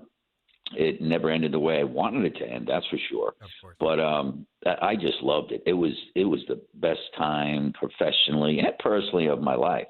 Okay, so that's the good. Okay? Take me to the bad and the ugly if you like. The bad and the ugly of what you want to forecast? Is that the bad you want? Exactly. I remember. I listened to the Hazelby show not that long ago. You could tell us that story if you like. Which one? I don't know. I got many stories, Barry. Miami. We're supposed to snow, and there was no snow, and you told them. The storm. Yeah. Oh, the storm of the century Yeah, the that I storm could of blame the century. for. Yeah. The legendary storm of the century. Let me tell you something about that storm of the century. Number one, my news director at the time of news operations at NBC was a person named Steve Schwade. Mm-hmm. I hate him to this day. All right. I hate him. He ruined my career, that guy. What happened was we're in a ratings war with WPVI. Mm-hmm. At the time, we have never taken them over since the 70s. This is, I forgot the exact date, maybe late 90s. And so he comes into the newsroom, into the weather center, and goes, "Hey, anything going on weather-wise? Because this is the day before, this is the last night of the sweeps." And I said, "No, well, there is something, but that's not till Sunday, Monday. Remember, this is a Wednesday. Mm-hmm. It's potential of a storm." He goes, "Snowstorm? Yeah, potential of a snowstorm, Steve, but it's early yet, and it's something that's something that we can talk about, but it's certainly not etched in stone just yet. Mm-hmm. But it's just coming out." He goes, "Okay." I'm sitting in my chair, and in the studio, there's all the televisions all around. Law and Order's on at the time, very popular show on NBC at the time. And I see a crawl go across the screen. Remember the crawls that go across the screen, or they're canceling school? He goes, "Potential storm of the century." Oh, jeez. Polaris will have the details. Wow. I stood frozen with my my producer, High Pressure Harry, and I said, "Did you just see what went up there?" Mm-hmm. I call the EP. I go, "Hello, what's that?" "Oh, Steve said that you said there's a big storm coming." "No," I said, "the potential storm. What storm of the century are we talking about?" Oh, he just put that up there. I said, do you know how misleading that is? How embarrassing storm of the century? Yeah. And I went crazy. And so when I got on the air, I said, hey, and they wouldn't let me go on the top. They wanted me, the audience, to hold. So we hold them through the news and wait for the weather that goes on about 11:22, right? To hold them through the ratings time on the clock, actually. So I get on there. I go, hey, listen, there's a potential. Finally, and there is a potential Sunday, Monday. There could be a potential winter storm. Don't know yet. It's an early indicators that there's something lining up for Sunday into Monday. And that's something we're going to have to keep an eye on as we go through, the next couple of days to see how it unfolds, whether the trend continues or not. Sure enough, okay, left with that. I get a call in the morning. It's Victoria Clayton. She's the PR person for the station. And she goes, hey, JB. They always call me JB. JB, Stu Bukowski wants to talk to you and want to congratulate you on we were number one. We're celebrating here in the newsroom. I said, oh, that's great. We were number one. Okay. And we're celebrating, and Stu Bukowski wants to give you congratulations. I said, Stu wants to give me congratulations? This is the guy that always writes all about all my whatever what went on in my life at any given day. So he goes, hey, John, congratulations on being a sellout. I go, what are you talking about, Stu? Oh, I saw that storm of the century, and then Bill Henry got on this morning, and he said he said nothing about a storm. I said, that's okay, Stu. Sounds like that's when you started looking for some kind of residence in Florida. No. This is just a start. No. I go, well, Bill Henley isn't a meteorologist, and he uses zip code weather. Okay? I do the analyzation. There is a storm threat, Stu. I don't know how much snow or anything yet, but there is a storm threat. He goes, oh, really? So why didn't he say anything? I said, I'm not going to bang him up, but I'm telling you, he doesn't do the weather. He's just reading from, it's called zip code weather. He calls up a zip code and he spews out the weather. Yeah. So I go, okay. And he goes, well, what do you want to bet that we're not going to have more than 6 inches of snow on Sunday or Monday? I said, Stu, I don't know how much snow we're going to have. I just say this. Let's say your headlines in the Daily News will be weather related on Monday. He goes, fair enough. We made a bet to our favorite charity. It was SPCA, right? That it wouldn't happen. Anyway, so that Thursday, all of a sudden, things starts perking up. It's now looking more likely of a storm developing, a possible big storm. By Friday, everyone's now hitting it. I mean, every single channel up and down the East Coast, from D.C. to Boston, New York City, every single meteorologist, because it looked really juicy. It looked like it's going to be a wild storm. It looked intense. I mean, that was the most intense looking atmospheric configuration I saw on the computer models come out for that in a long time. And we're all looking at it. And then even, Jim Cantori from the Weather Channel? Sure. Okay, everyone knows him, right? National guy. And, Jim and I are friends, and we did some weather together. And he gets on the air on Saturday. Now, don't forget, storms do arrive Sunday into Monday. He goes, just think of a hurricane with snow. So he was, locked into it. And now on Saturday, on the Friday night before the storm, on the Friday night before the weekend storm, I said on the 11 o'clock news, I compared it to the blizzard of 1888. But I said, keep this in mind. Even though the Hudson Valley of New York and Northeast PA got 40 to 50 inches of snow, Philadelphia only got 3. All right, because it's intense and we could have a changeover, so I don't know exactly what's going to happen yet. Well, hold on 1 second, John. Let me interject. Peter always tells me we go to play golf, and I say, Peter, it's going to rain tomorrow. I ain't trusting any of these meteorologists. So in all fairness, Peter tells me we're going to the golf course. The chance of it raining, they tell us 70%. I don't think it's 10%, John. So I don't know what the heck to say. Go ahead, John. Oh, hey, listen, Larry David episode. Do you ever see, remember Larry David? What a great episode, John. I was going to ask you about that. Yeah, the weather episode, right? Absolutely. And he says, yeah, I know what you're doing. It's going to rain today. And then Larry's out there, and it's pouring. He's soaking wet. No. There was another one. Larry's out on the golf course, and it's Larry and just a couple of people. And then he's on the golf course on the green, and he says, "Hey, you're the weatherman, right?" The guy goes, "Well, meteorologist, Larry."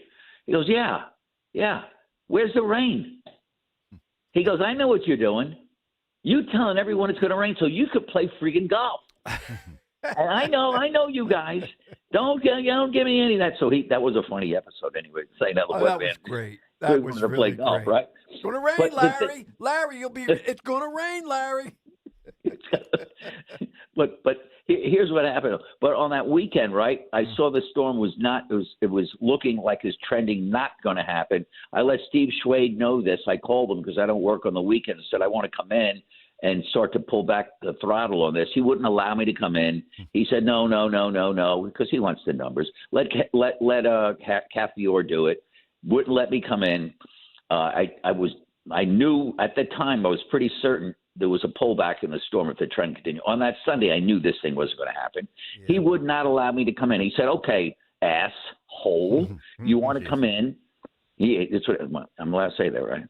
Yeah, you can say that. Well, it's already said. Listen, the only one they're going to kick out is me. They ain't going to chase you. I won't be here next week. This is after hours, John. You can. It's 11 o'clock at night. The FCC's asleep. Yeah, somebody cursed last night. Late show. They used the F word last night. And to be honest with you, I don't think we caught it. No, we didn't catch it. That went was crazy. Boy.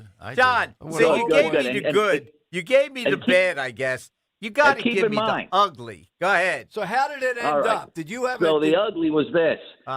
He said, "Okay, you can come in on Sunday, but you're going to give the history of the storm and what's coming our way, and then Kathy's going to give us the forecast because they still had blizzard warnings by the National Weather Service." Yeah. I said, "No, I'm not, Steve. I'm going to give what the real deal is. I'm not going to sit there and be – if you want to use car salesman," I said, "go down Ballard Kinwood to Don Rosen and get your used car salesman because I am not saying that." When they threw it to me on the 6:30 news that evening, no one even paid attention to this.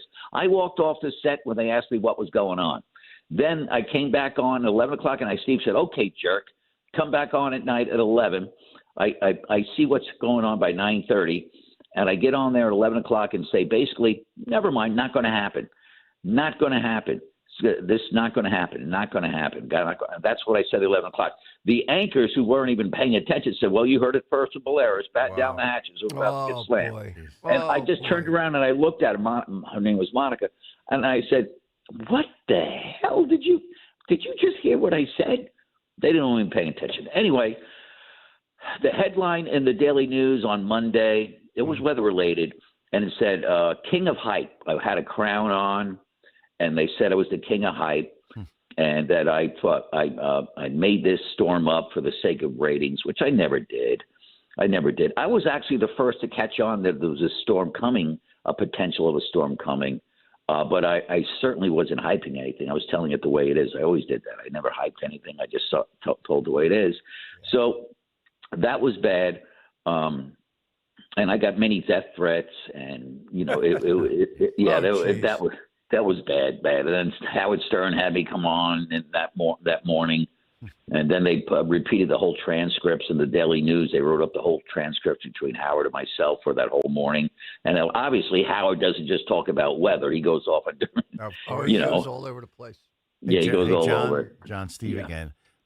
We would be remiss if we didn't thank you and appreciate your service in the military, U.S. Air Force, and then 3 years in the Air National Guard, my friend. Well, now there's I never knew that. I didn't know that either. God bless you, John. Yeah, thank you. Yeah, I was with the 201st Weather Flight guys, and I would give the briefings for our guys going out on missions.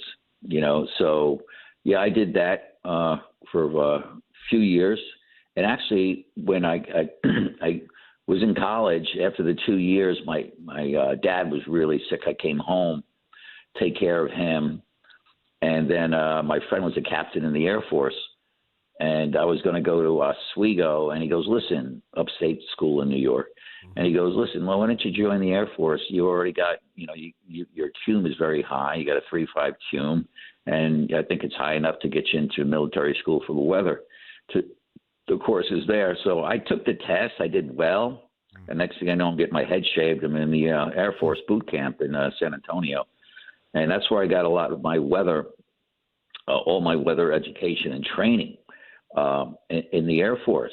And there you can't screw up. You screw up, you're court-martialed for, messing up and killing a pilot, telling a pilot you have 200 feet before you hit for the surface, and it's really 50 feet or 100 feet. You're playing with their lives. So when I got on the air, and they always liked me in the Air Force when we did our training, I was on the radio all the time, and they nicknamed me Hollywood because I'd have fun on the radio. And I would brief the staff, like the generals and the upper brass, on if we're playing war games that day or where we're going to drop chemicals.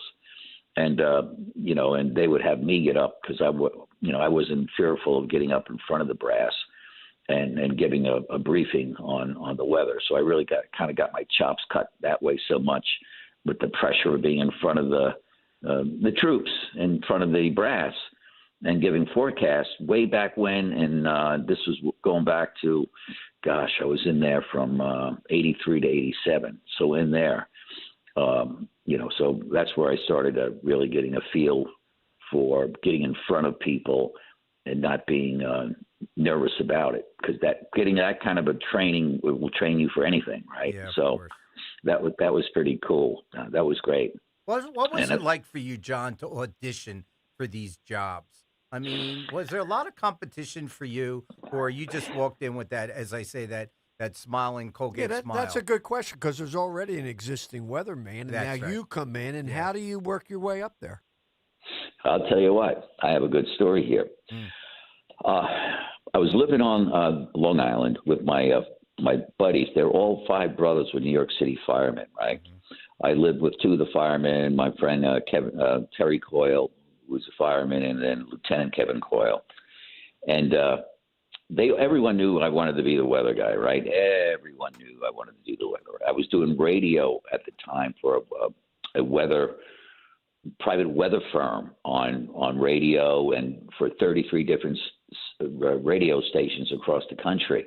And I'd have to be a different personality in each one of those cities forecasting the weather, right? On air, on radio, though, not TV. So what I did, I wanted to be on CBS TV so bad all my life. I buried my dad in a CBS TV T-shirt underneath his suit. Wow. And then I made a tape. I had to borrow $950 from Lieutenant Coyle to make a tape. You know those big old fat tapes way back when, And I made a tape with the bridge over the River Kwai behind me as a backdrop. It was flooding rains, and the mountains were coming down. I said, well, not exactly the day I forecast, right? The sunny day I forecast. That grabbed the attention of a news reporter. I sent that tape into CBS News. I get a call from a Paul Sagan on those, remember the voice machines, right? You hear the recording, please leave a bing, ding, ding. So I played back that message like 15 times to say, really, Paul Sagan called? I kept playing it back. My God. Yeah, but someone really likes you. We're interested. We want you to come in, right? So I goes longer than that. But anyway, I go in, I audition. They said, good job. How'd you like it? I said, I thought it sucked because I was really nervous. And I said, no, we liked it. We'll get back to you in a few days. So a few days turned 1 week, 2 weeks. Said, I guess I'm not getting it. Then I get a call, come back in. All right, I go back in. And they said, are you going to do another run through with the anchors again? The anchors I don't even know, but I watched on TV. So I'm like, you can't even imagine this. I'm 20-something years old. I'm doing this. Right? So I'm doing it. So I did it again and went through the audition. Brian Williams was the guy I did the audition. Brian Williams. Remember him from NBC? Yep. Okay. So he at the time was at CBS. He was doing the noon show. And so I did it with him and went through it again, went back into Paul Sagan's office. And he goes, he goes, well, what do you think this time? I said, slightly better. He goes, yeah, really? He goes, yeah. He goes, I don't know. Warner Wolf comes in and he gives me a bunch of crap. He's funny, this sports guy. Hey, Paul, who's that? Anyway, so I'm sitting there And he goes, all right, I'll get in touch with you. I said, oh, not again. So I leave. I go on along down the railroad. I go home. And then Kevin, Lieutenant Coyle, goes, hey, Paul Sagan calls. I know. No. He goes, no, he just called. He wants you to go back in. I said, you guys got, $20 I could borrow to go back in on the train? Swear to God. Swear to God. Listen, John, I'm almost up against the break, but I want to give you a 2-minute close. But here's the questions. Number one, the transition to the real estate business. And number two, is there a difference between the East Coast, meaning north, and south-looking girls in Florida? Because, frankly, you've got warm weather down there all year round. Tell us about those two things before we need to go to break. Tell it to us, John. Right. I'm single, John. I'm hoping Come on. John's single. He is single. Come on, John. Let your hair down, bro. Tell us. All right. Well, here I'm in West Palm Beach. Let's put it this way. The weather's very, it's nice and warm all year round. I know what that means, Peter. Bikinis all year round. What do you think? I'm a dope? Sundresses, short shorts. Daisy Dukes, I guess, are back here, So, it is. It's interesting. Tell me about real estate before you go. I know you are doing real estate in Philly. Is it that busy in Florida like we always think it is from what we hear on the news? Give us that as a 30-second wrap-up. Okay, Black Label, I developed this company in 2015, so I'm still in Philadelphia, all high-end luxury residential, did very well, expanded here in southern Florida. I plugged in with One Sotheby's. I'm a global advisor now, One Sotheby's, and the market here is on fire. Many people leaving New York City. We thank Mayor Mondami for that because the drive. So we call him the number one realtor because he drives people for us down here into the state of Florida. New Jersey is up there, number two, Boston, reloads, and then you have California and Canada all coming in. It's on fire. West Palm is the new Wall Street South. I just did a deal yesterday, closed a deal last week for $5.5 million, my first sale here. I just started getting going here. I got two hotels now, and I'm getting another property up in the Lehigh Valley. It's actually a TV station. So I have a lot of things going on. You can always look me up with Black Label KW.com. That's what I want to know, John.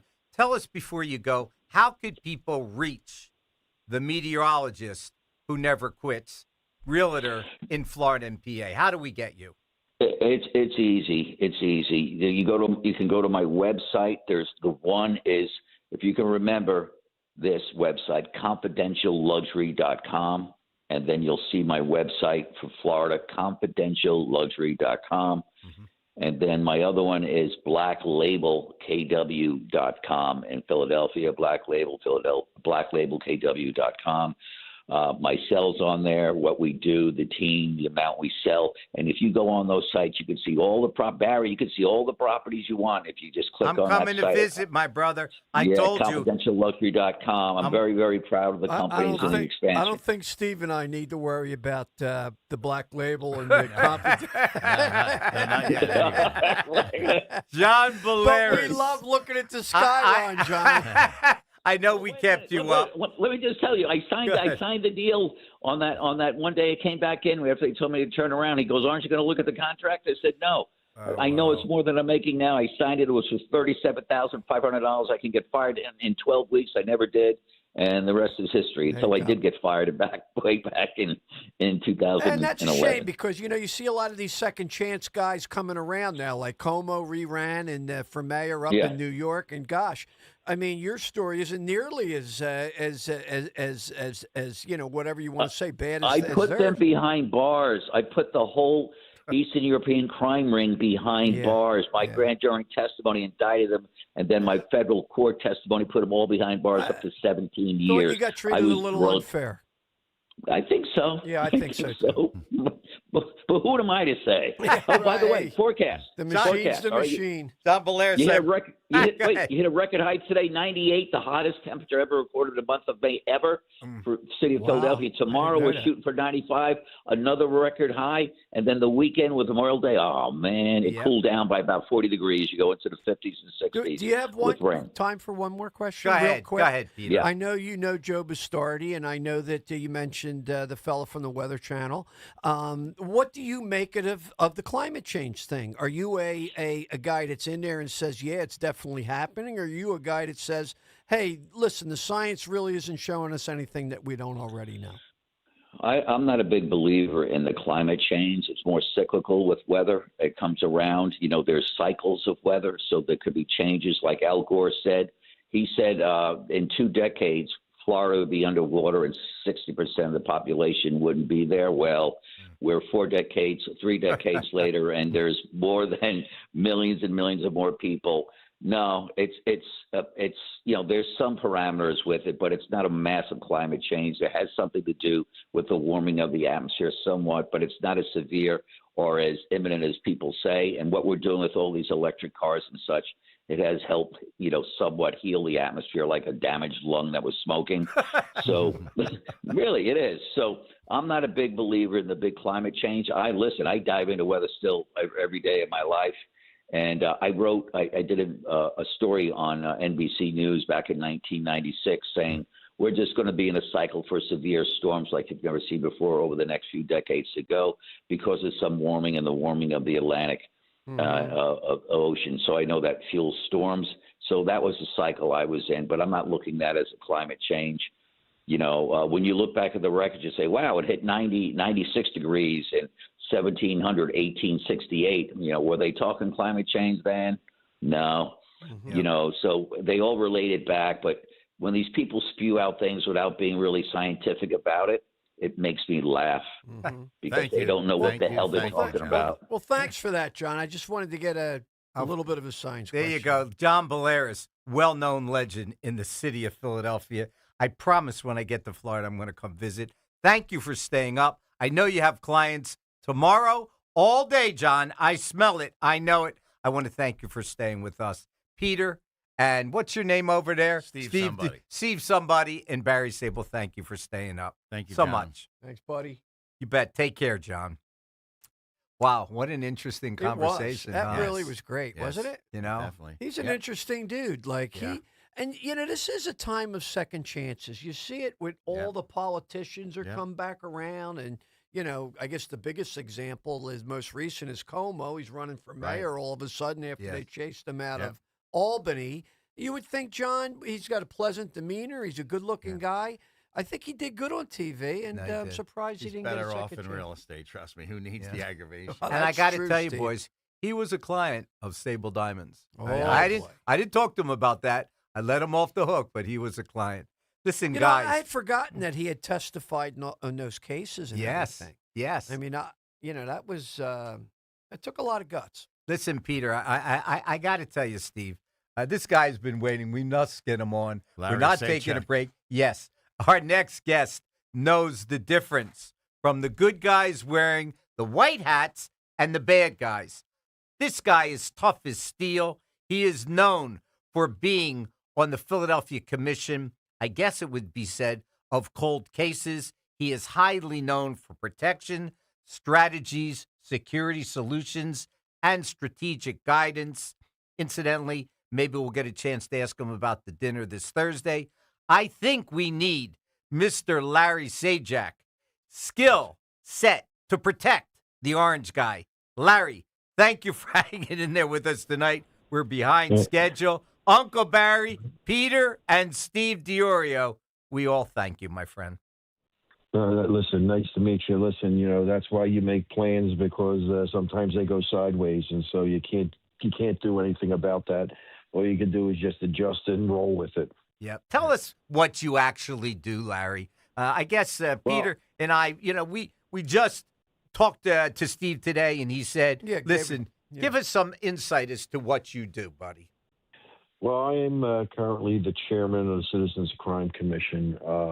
It's an organization that's been in existence since 1955. We're a nonprofit. We operate within the Delaware Valley area, and our main purpose is to focus on unsolved homicides. Wow. So we partner with WPVI Channel 6 to broadcast the cases that we are trying to get information on. And Rick Williams, who is an anchor on Channel 6, does our voiceovers and is a very good friend and a partner of the organization. So that airs every Saturday and Saturday night and Sunday afternoons on Channel 6. We take information because we have a 24-hour tip line, and that's what we publicize on the Crime Fighters series on Channel 6. Wow. And we take calls 24/7, and we take those calls and we issue people we know the name of the person, but we issue them a number, and everything that takes place with the police centers around the number we issue. So we never divulge the identity of that individual because people come forward because of the confidentiality agreement that we have. Wow. And the one thing that we do to make this thing work is to honor that covenant with the person who's calling in, that they will be left anonymous. And now if that information they do pass on to us leads to the arrest and conviction of a person for the homicide, they will receive a substantial award, anywhere from $25,000 to $50,000, depending on the case and depending on the support that we have for that individual situation. So we do receive a lot of calls on cases that are still, we'll call them cold cases. But nonetheless, some of them do pan out to be good leads for the police. And some of them, naturally you have to sift through them because you do have people that call in because they just want to talk to somebody and they want some attention. And, those are things that come with the territory. And so our big thing each year is we have an event, as you said earlier, it's this Thursday, and we hold it at the Bellevue the Bellevue Hyatt Hotel, and it's in the Grand Ballroom, and it ranges, the participation of people that come ranges anywhere from 400 to 550 in terms of heads that show up to it. Yeah, it's a pretty strong event, and they come there, and it's police officials, it's judges, it's partners from the private sector that support our mission, and we honor 23 police officers from the Delaware Valley for acts of valor, heroism, and also we recognize group awards of police units. We call it a unit citation. For extraordinary work that they have performed to keep the community safe that they work in. Wow. And so we have, sometimes we could have like 40 to 50 applications that come in for consideration, and we have a group of people. We call them the selection committee, and they're made up of police chiefs, commissioners, from the Delaware Valley area, and we go through each case and we rank them, and then we come up with the 23 officers, and we're going to honor the 23 officers on Thursday. Yeah. And so what happens is they will be invited with a family member, and we then have Rick Williams read each officer's journey that took them to the stage where they're going to be sitting and having lunch.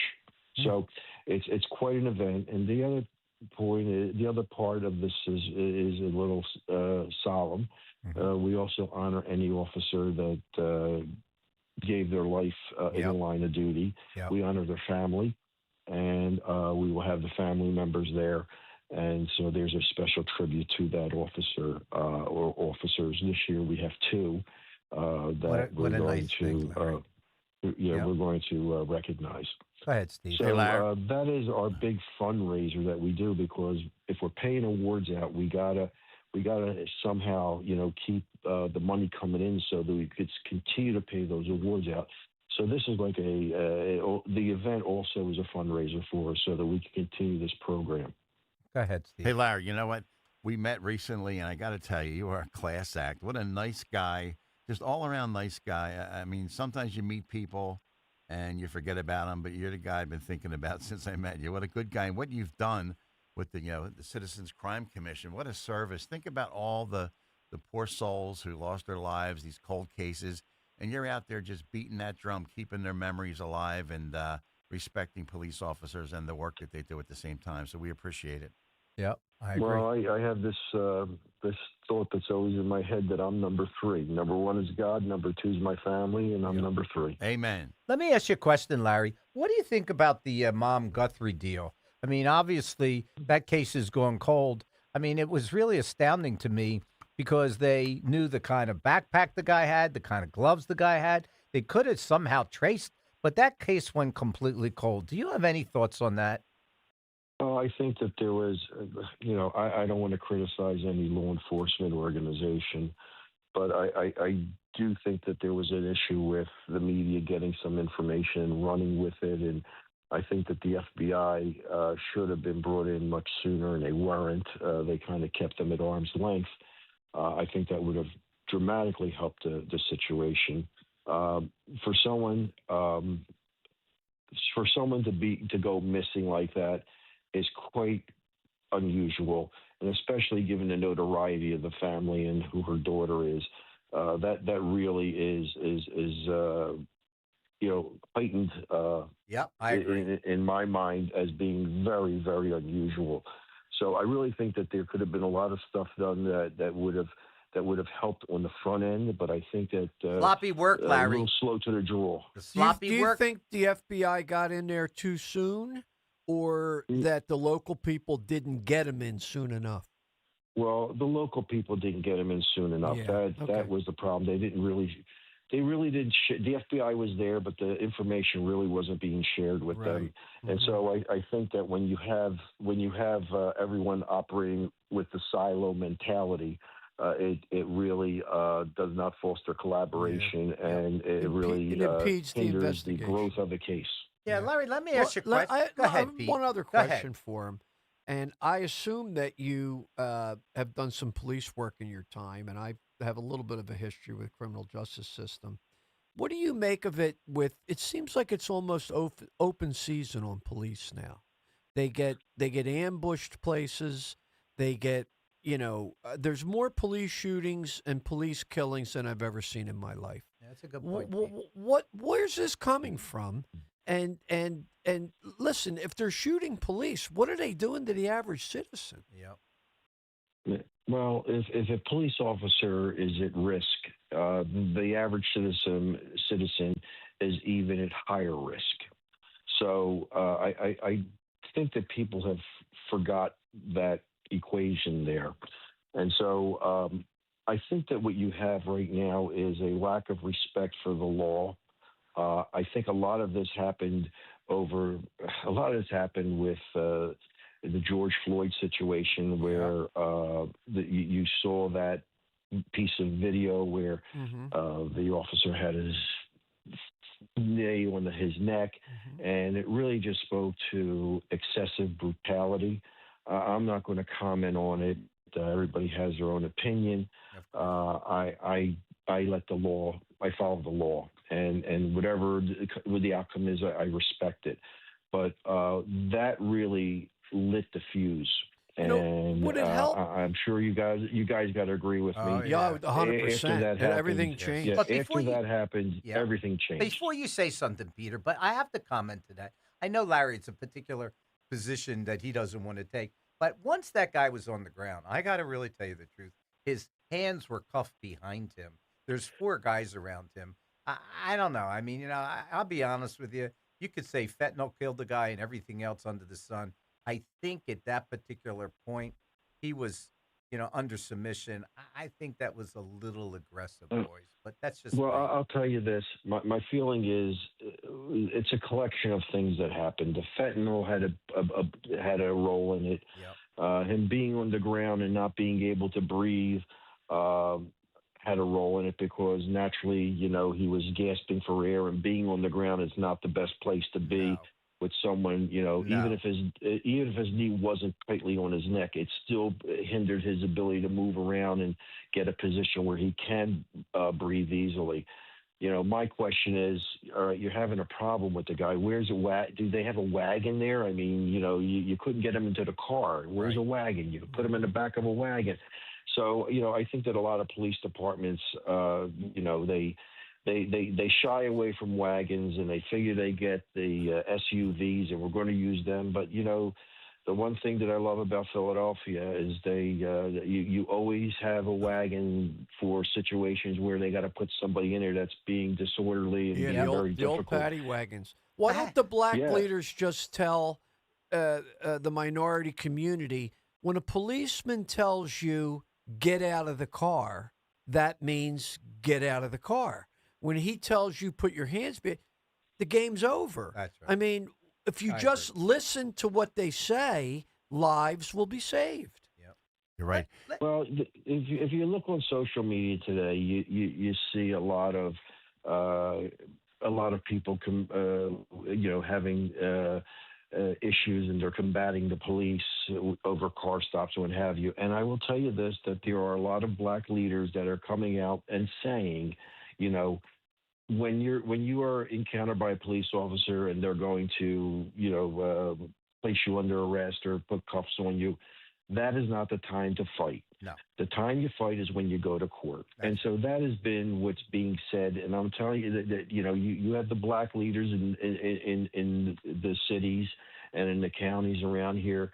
That's their message. They see that, and they understand that, once you're in that situation, the police are in charge, and nothing good's going to come from that. You got to go to court, and you got to plead your case there. And they are talking about that, and I got to give them credit for the message that they're sending out. Hold on, Steve. They really understand it, and I get my hats off to the black leaders in various communities, because that's the message they send. Go ahead, Larry. You know what? Let's talk a little bit, get off the topic, and I want to talk about your coaching ice hockey. Tell us a little bit about that. Oh, well, I've been involved in youth ice hockey for, it's about 26 years now, 27 years. And, I started out coaching at the tier 2 level, and which is double A and single A. And then I graduated to the tier 1 level, which is triple A. Difference is tier 2, it's local travel. Tier 1 is a higher level of competition, so you're traveling to much greater distances. It's not unusual to be going out to New York, Connecticut, sometimes Boston, Chicago. So tier 2 is like really strong competition for youth players. And a lot of these youth players are very skilled and very talented, and they are all looking for some type of opportunity to go to a prep school or make a junior team and, find their way into some type of a professional situation, or get into get a 4-year ride at a D1 school. And that's really what a lot of tier 1 players are looking for. Yep. I will tell you that I also coached high school, and it's a labor of love to do that. I mean, you really got to give of yourself to do it. I mean, I coached my kids, and I did a lot of damage to them. So I will tell you that we all did. Your kids, even if we didn't have children, we did damage. Yeah, sometimes it's just not the best. But for the past 20 years, I've been the president of a youth hockey organization in Delco. It's Delaware County, called the Delco Phantoms, and we skate out of Ice Works, and we have an average of 500 to 400 families in the organization. The rink is a 4-rink facility. Jim Watson, who has And is a Uzi 2 Stanley Kessler. Cup winner. Oh, I know why you mentioned that, Steve Diorio. Isn't Uzi Kessler involved with that too? Yep. Yeah, Jimmy Watson Yes, was at yes. the. Her husband's one of the Yeah. husband's one of the owners with Jim Watson Yes. from the Broad Street Bully days of the Philadelphia Flyers. Yeah. You know, and Jim, as a matter of fact, Jim is a fixture at our Law Enforcement Appreciation Day luncheon. Oh, wow. He's always there, and he is a celebrity that everybody wants to take a picture with. Of course. Listen, It's Yeah. funny you say that. I did exactly that at the Showers of Hope. Listen, before we leave Yeah. you go, we're almost up against the hard break. We have another 3 minutes or so. I have 2 questions that I want to ask. Number one, Chris Clem has been a guest on the Barry Sable Show with Friends often, and he worked with Robert Kennedy early in this administration to find missing children. Have you had anything to do with that, number one? And number two, I don't want to put you on the spot, but the sloppiness, and I'll use that word again, of the president's security, to me, bothers me.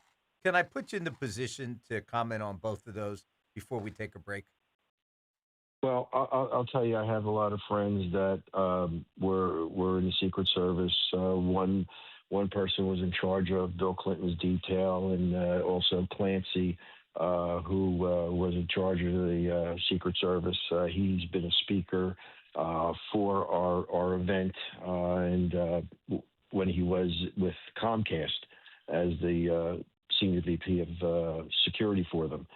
I really think that you have Secret Service agents, and I think that the focus and attention that has been done that they've had in the past has kind of softened a bit. And I think that I agree with you. I think that to get the training that you had years ago, you're not going to find it today. I think it was a little bit more rigid, a little bit more formal. Yep. I think taking it out of the Department of Treasury and putting it into Homeland Security hurt. I would like to see it go back to Treasury because I think that was a more rigorous training program, and I think that they really manage the team much better than Homeland Security is doing. So I think that did hurt the Secret Service. I think that when you take a look at government agencies, they're always going to be affected by the administration that's in there. They're always going to be affected by tax dollars and where they're going, and are they going to cut budgets? Now, understand that we've been under this big defund the police movement. Yeah. Now, don't kid yourself. There has been money that has been shifted from federal law enforcement agencies. It's been funneled away, so they didn't have the budget that they've had in the past. So that also helps, because if you're not getting funding to the level you need to make sure people are trained, it's going to show up somewhere, and I think that you're seeing some of that now. Yeah. And I hope that this administration, it looks like they're doing it, is putting money where it needs to go to enhance the law enforcement presence and to enhance their training and to make them a stronger group, because I just think if we do not have a strong federal law enforcement organizations out there, and you take a look at ICE. I mean, I feel bad for these guys; they're being attacked wherever they go. But if we don't have a strong federal group of law enforcement people, it's just going to deteriorate throughout the states and the localities. I mean, I look at New York right now, and I spent 4 years in New York. And when I was in New York NYPD, the best people around, the toughest cops that you're going to come across. They went after the terror act that took place at the World Trade Center. They had detectives at foreign desks throughout the world. Yep. And now, if you look at NYPD, you don't see the respect that they get. They're throwing water on them, and I think it really had a lot to do with the Floyd thing and defund the police movement. Hey, Larry. And a lot of your politicians have really got on that because there's a base out there that wants to see it. Hey, Larry, how about just taking a trip or a plane ride up to Minnesota? There's billions missing up there. Maybe if we had some of that money, for God's sakes, we wouldn't have all these issues with the police. And I got to tell you, you said something, and Peter and I have talked about it off the air. how they treat police today is despicable. It breaks my Well, heart. I'll tell you, I do have friends that are in the Minneapolis Police Department. I have a friend who is the commissioner there, and also in St. Paul. And I will tell you that they were an amazing police department. I put together many lockdown drills and active shooter drills with them in the Target building there and the Macy's building, and I worked a lot with them, very closely with them, tabletop exercises, and they're fantastic. Yep. I really think that they've been chipped away at through poor leadership. Yeah. And if you look at the mayor who's there now, I mean, he's not a big fan of the police, and he may be a nice guy and he may run the city well in the other aspects, but he's not in favor of supporting the police the way they should be. And I think, as I said, that has an effect. So I always tell people this: don't look at the officers that if things aren't going right. You got to look at the top of the organization, because the fish stinks from the head down. Mm-hmm. Yeah, true. How about children, Larry? Have you had anything to do? At one time there was supposedly 300 kids that came into this country and was dispersed throughout the country without sponsors and things of that nature. Have you had any dealings, or do you know about any dealings? Because I know that Tom Holman is all over the place trying to find these children. Yeah, well, I'll tell you this: that they had the organization Missing and Exploited Children. I think that they've done a good job, but I also want to give credit to Tim Tebow, because he has an organization, and let me tell you something: he's moving the needle with it. Yeah. If people want to get behind something and they got some money that they want to donate, give it to Tim Tebow. This guy, he's the real deal. What he's saying, he believes, and the sincerity level that he has, it cannot be matched by anyone. Do you know him, Larry? Do you know him? No, I don't know him, but I plan to get to meet him, because we are doing things different. We're doing some new things with the commission. We're always on we're always been in the back end looking to try to solve a homicide.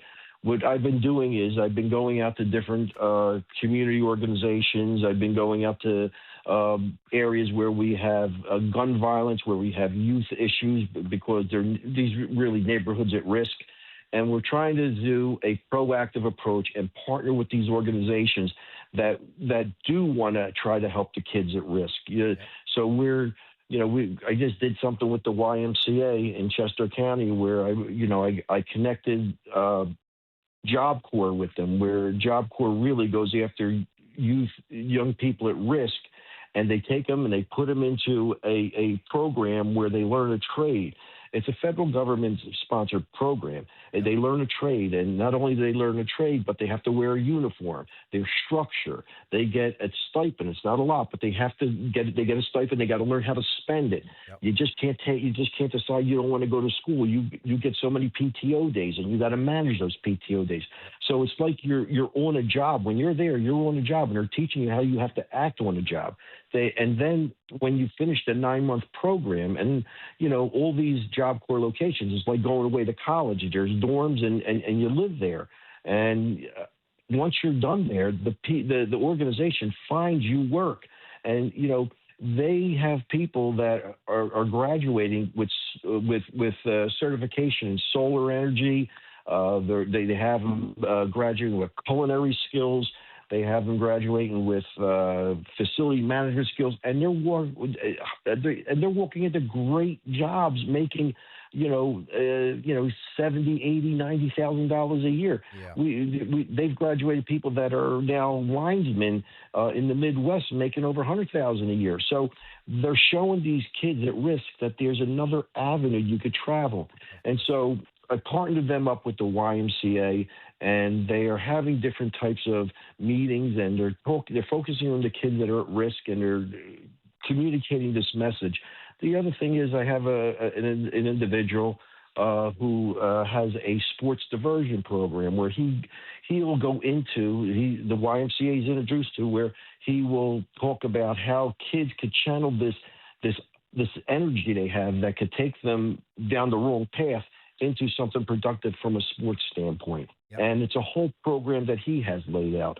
And then we have another woman who comes in and she talks about gun violence, and she talks about, how to avoid it and things you need to be careful about. So, I kind of put a package together for the YMCA to roll out to some of their locations where they have children at risk. Because, listen, if we can't get to a lot of these kids that are, 25, those kids, they're already set on their path. We got to go after the kids that are teenagers now and get them to see that there's a different way of living. There's a different path to be more productive. Larry Sajak, I am up against the hard break.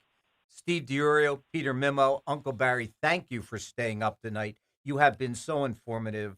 Promise me that our paths will cross again, because I've got so many questions to ask you, but I want to thank you for your insightfulness, for the work that you do. We need more people like you. I want you to have a great night, and thanks for staying up. Thank you, Larry. Well, listen, thank you so much. And Steve, thank you for the opportunity to connect with your team here. It's great guys, and I appreciate it. Thank you, Larry. We're up against the break. You are listening to the Late Night Show with Barry Sable, Peter Mimo, Steve DiUrio. We will see you on the other side of the break. No use denying it. Old Man Winter's been hard on our homes. If it's drafty windows, overflowing gutters, rotted trim, or that dreaded leaking roof, PJ Fitzpatrick can take care of your home repair project before it turns into costly structural damage. Don't keep putting it off. This is the best time to call the repair experts at PJ Fitzpatrick. No job too big or too small. They'll fix it right the first time. Visit trustpj.com.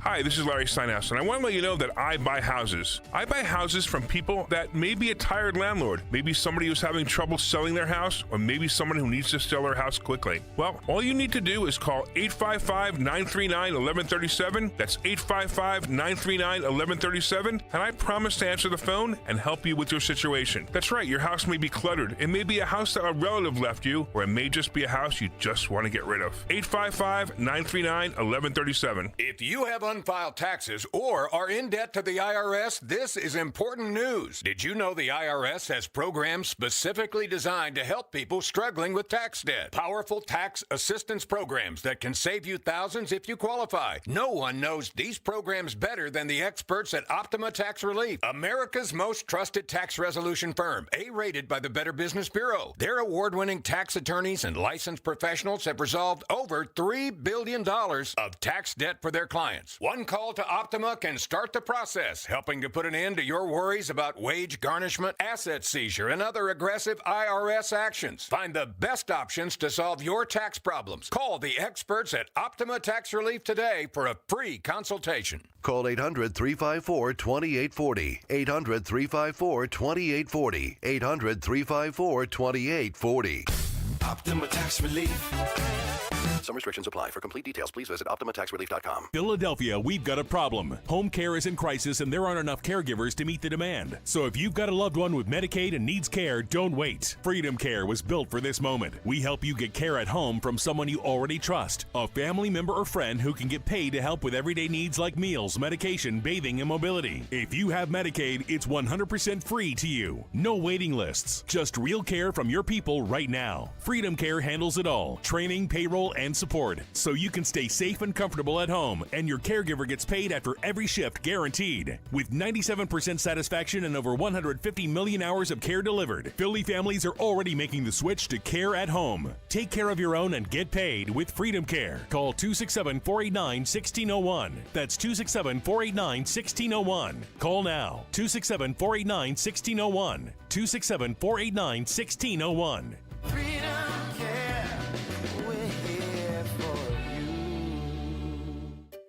Finding great candidates to hire can be like, well, trying to find a needle in a haystack. Sure, you can post your job to some job board, but then all you can do is hope the right person comes along.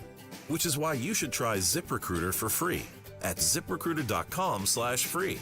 ZipRecruiter doesn't depend on candidates finding you. It finds them for you. Its powerful technology identifies people with the right experience and actively invites them to apply to your job. You get qualified candidates fast. So while other companies might deliver a lot of hay, ZipRecruiter finds you what you're looking for. The needle in the haystack. See why 4 out of 5 employers who post a job on ZipRecruiter get a quality candidate within the first day. ZipRecruiter, the smartest way to hire. And right now, you can try ZipRecruiter for free. That's right, free at ZipRecruiter.com/free. That's ZipRecruiter.com/free. ZipRecruiter.com/free. ZipRecruiter. Living here is about more than just the headlines. It's the new restaurant opening in Fishtown. It's the playoff energy at the bank. It's the festivals that make your neighborhood feel like home. KYW News Radio brings you the pulse of the Delaware Valley. From service journalism that solves problems to stories that celebrate our culture. We cover the life you're actually living. Authentic, local, factual. KYW News Radio, Philadelphia's most trusted news source. Pet parents, there are many sources to buy your pet food these days, but at Dogs and Cats Rule, we take special care in selecting our brands based on quality of ingredients, company transparency, and science-based nutrition. Coming into a Dogs and Cats Rule store with a dietary issue, we can help select the proper food. The best part of the visit is the shopping experience. That's Dogs and Cats Rule with 7 locations. For information online, visit dogsandcatsrule.pet. Dogs and Cats Rule. Shop small, shop local, shop family. A well-organized home isn't a luxury, it's a practical upgrade. Closet Factory designs and installs custom storage for closets, pantries, garages, and home offices, built to fit your space and your needs. You'll work with a designer, choose the look, and get professional installation, so the project stays simple and the results last. Start with a free design consultation at closetfactory.com. That's closetfactory.com.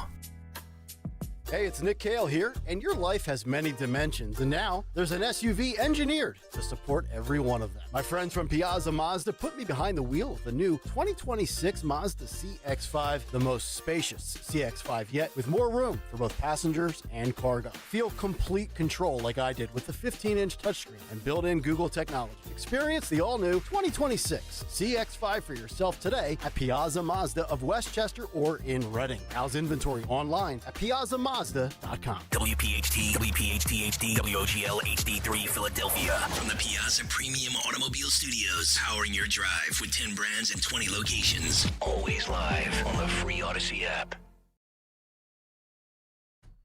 You remember this one? Yep. Listen, last but not least, Romano Catullo, I want to thank you for hanging in there with us tonight. I know that we stretched your bedtime. No milk and cookies for you. Didn't have time. I want to thank you. Steve DiOrio tells me you walk on water when it comes to healing, taking care of people. Steve, why don't you introduce our last guest of the night? Romano, my longtime friend. Where do we start? Let's start with our neighborhood. Well, we both kind of had early ties growing up in Camden, separately, of course.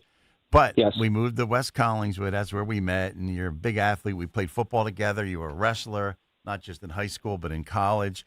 A great mentor for many, many people. And, we also mentored many people being involved in sports. But with that being said, you moved to Connecticut and you were a bodybuilder. And let me tell you something. You were like a brick wall, my friend. Is this true, or is he making this up, Romano? Tell Uncle Barry and Peter. We want to know if the guy's telling the truth. Well, no, it is, Barry. We started young, and like both our fathers worked, 12, 14, 16-hour days, and we were out there, and we played sports, we got involved, and we had mentors. And that last speaker, I was excited to hear that. It woke me up. Yep.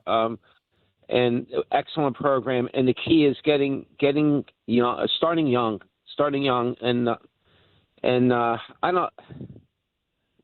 don't know what we'd have done, what path we would have taken if we didn't get involved. And we started on Sandlot, and we had 3 levels of people, and if we were lucky, being the younger, we would sit against the fence and hope that we would get called to get into a game. And it was a very highly competitive neighborhood. There was kids everywhere.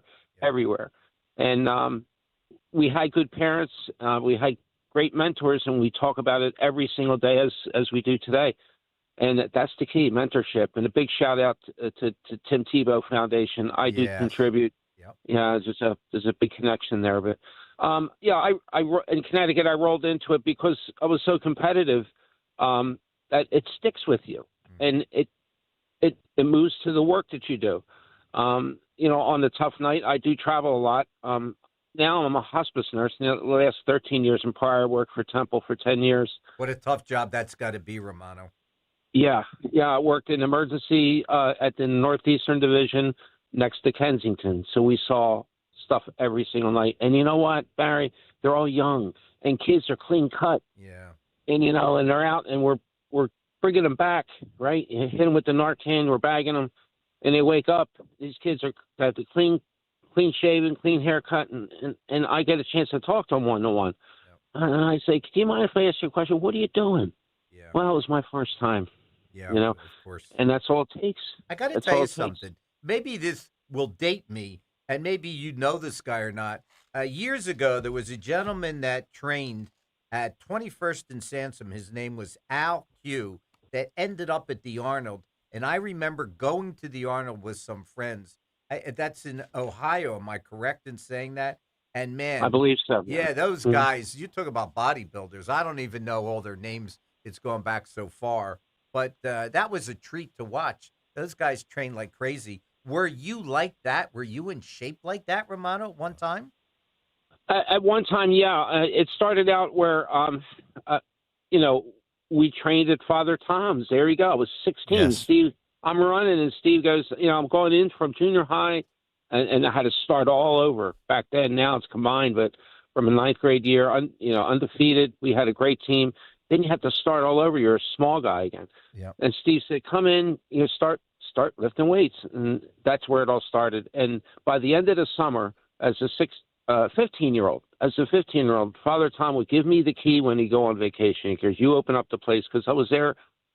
I loved it. I trained, 6, 7, 8 hours a day. Yeah. And it was tremendous. It built confidence. And then, I was able to, back then you get cut. And I was one of 3 who made that varsity squad, and then, broke into the lineup down the line. But, again, relating back to the kids, it's getting them involved in something like that. Being addicted to something great, something worthwhile, something that you shoot for. Yep. Up in Connecticut, I brought that with me, and I said, I still got something left. I went to school up there. I said, I still want to do something, and I started training again at this gym, and then I won the state bench press championships. That's where it started. How much weight? And then how much weight at that time? I'll go right to my max, which was I was under 200 pounds, about 190 pounds, and I did 385 for 8 reps. You got to be kidding! You were a beast. Oh, he was a beast, all right. Hey, Romano, you know what? Let's talk about how tough you were on the field. This guy, and I call him a kid, he's a little younger than me, but this guy, when he stepped onto that field, he was an animal. And then he stepped off the field after the game. He was sweet as a pussycat. But let me tell you something also. This guy has done more to encourage other people, older than him and younger than him.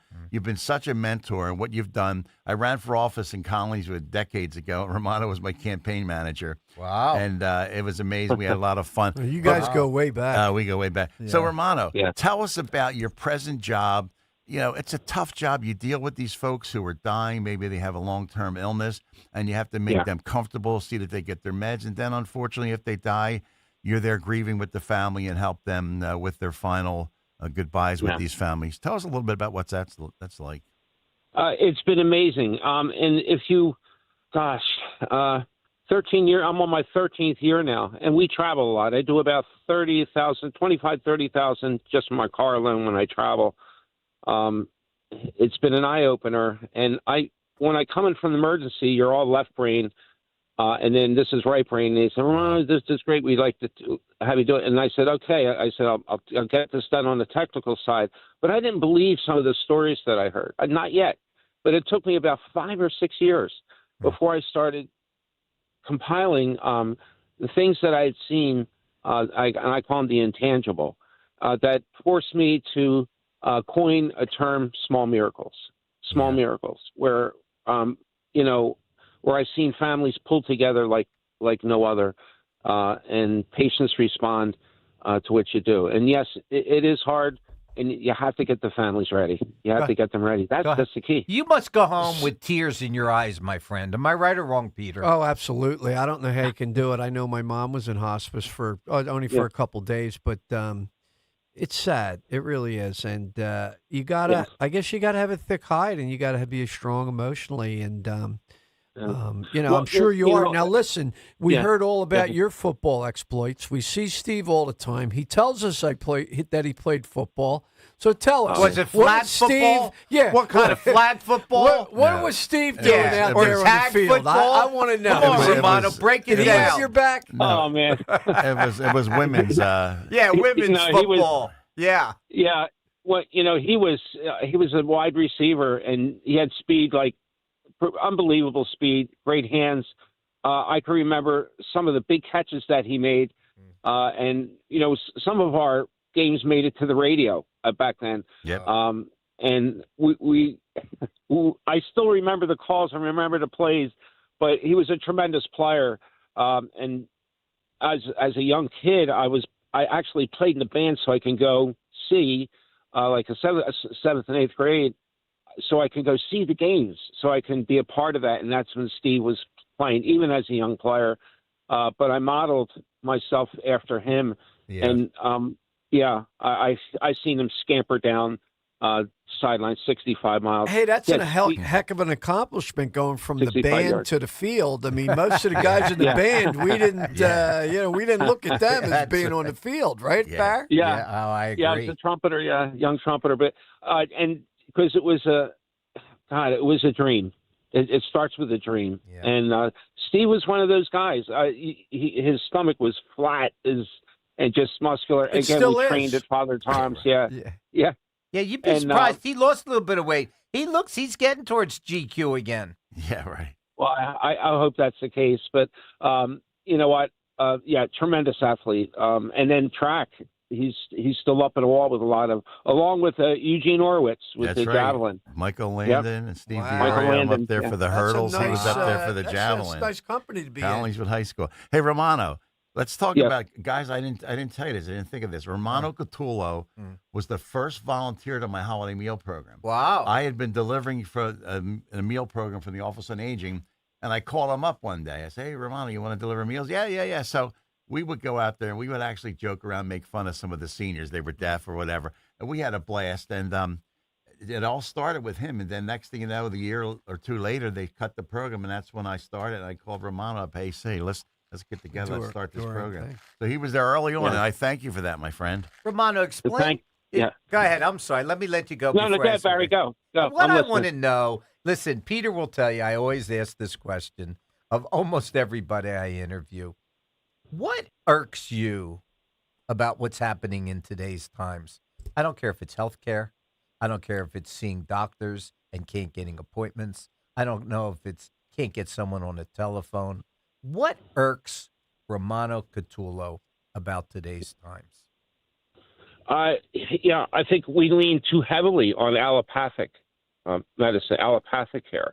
And I was talking about the physicality of what we did, and it builds survival. It builds your body, its immune system, not only our immune system, but to go out there and survive. Did I get COVID? Sure I did, but it was minimal. And I didn't have any precautions or anything other than my PPE. But 7 days down, and my boss called me. This is fairly recent. And she says, "How you doing?" I said, "Good." Okay. I said, "Can I come back?" She goes, "Yeah," because we didn't have any really rules in the place. It was early going. And I went right back to work. And so I think we lean too heavily on the on science, and we have to take a step up. And I see it because I travel and I stop, and I see people and they're in line. It's an addiction, you know. And so I talk to some people. I said, you know, outside of work, you know, and I said, you know, how about getting on a program? I said, buy a juice. They say, what can I do to get back? You know, because they're very heavy. They're gaining weight each and every year. I said, buy a juice machine and use it. Yep. And they said, really? That's it? I said, one sentence, buy a juice machine and use it. You'll become addicted. The weight will come off.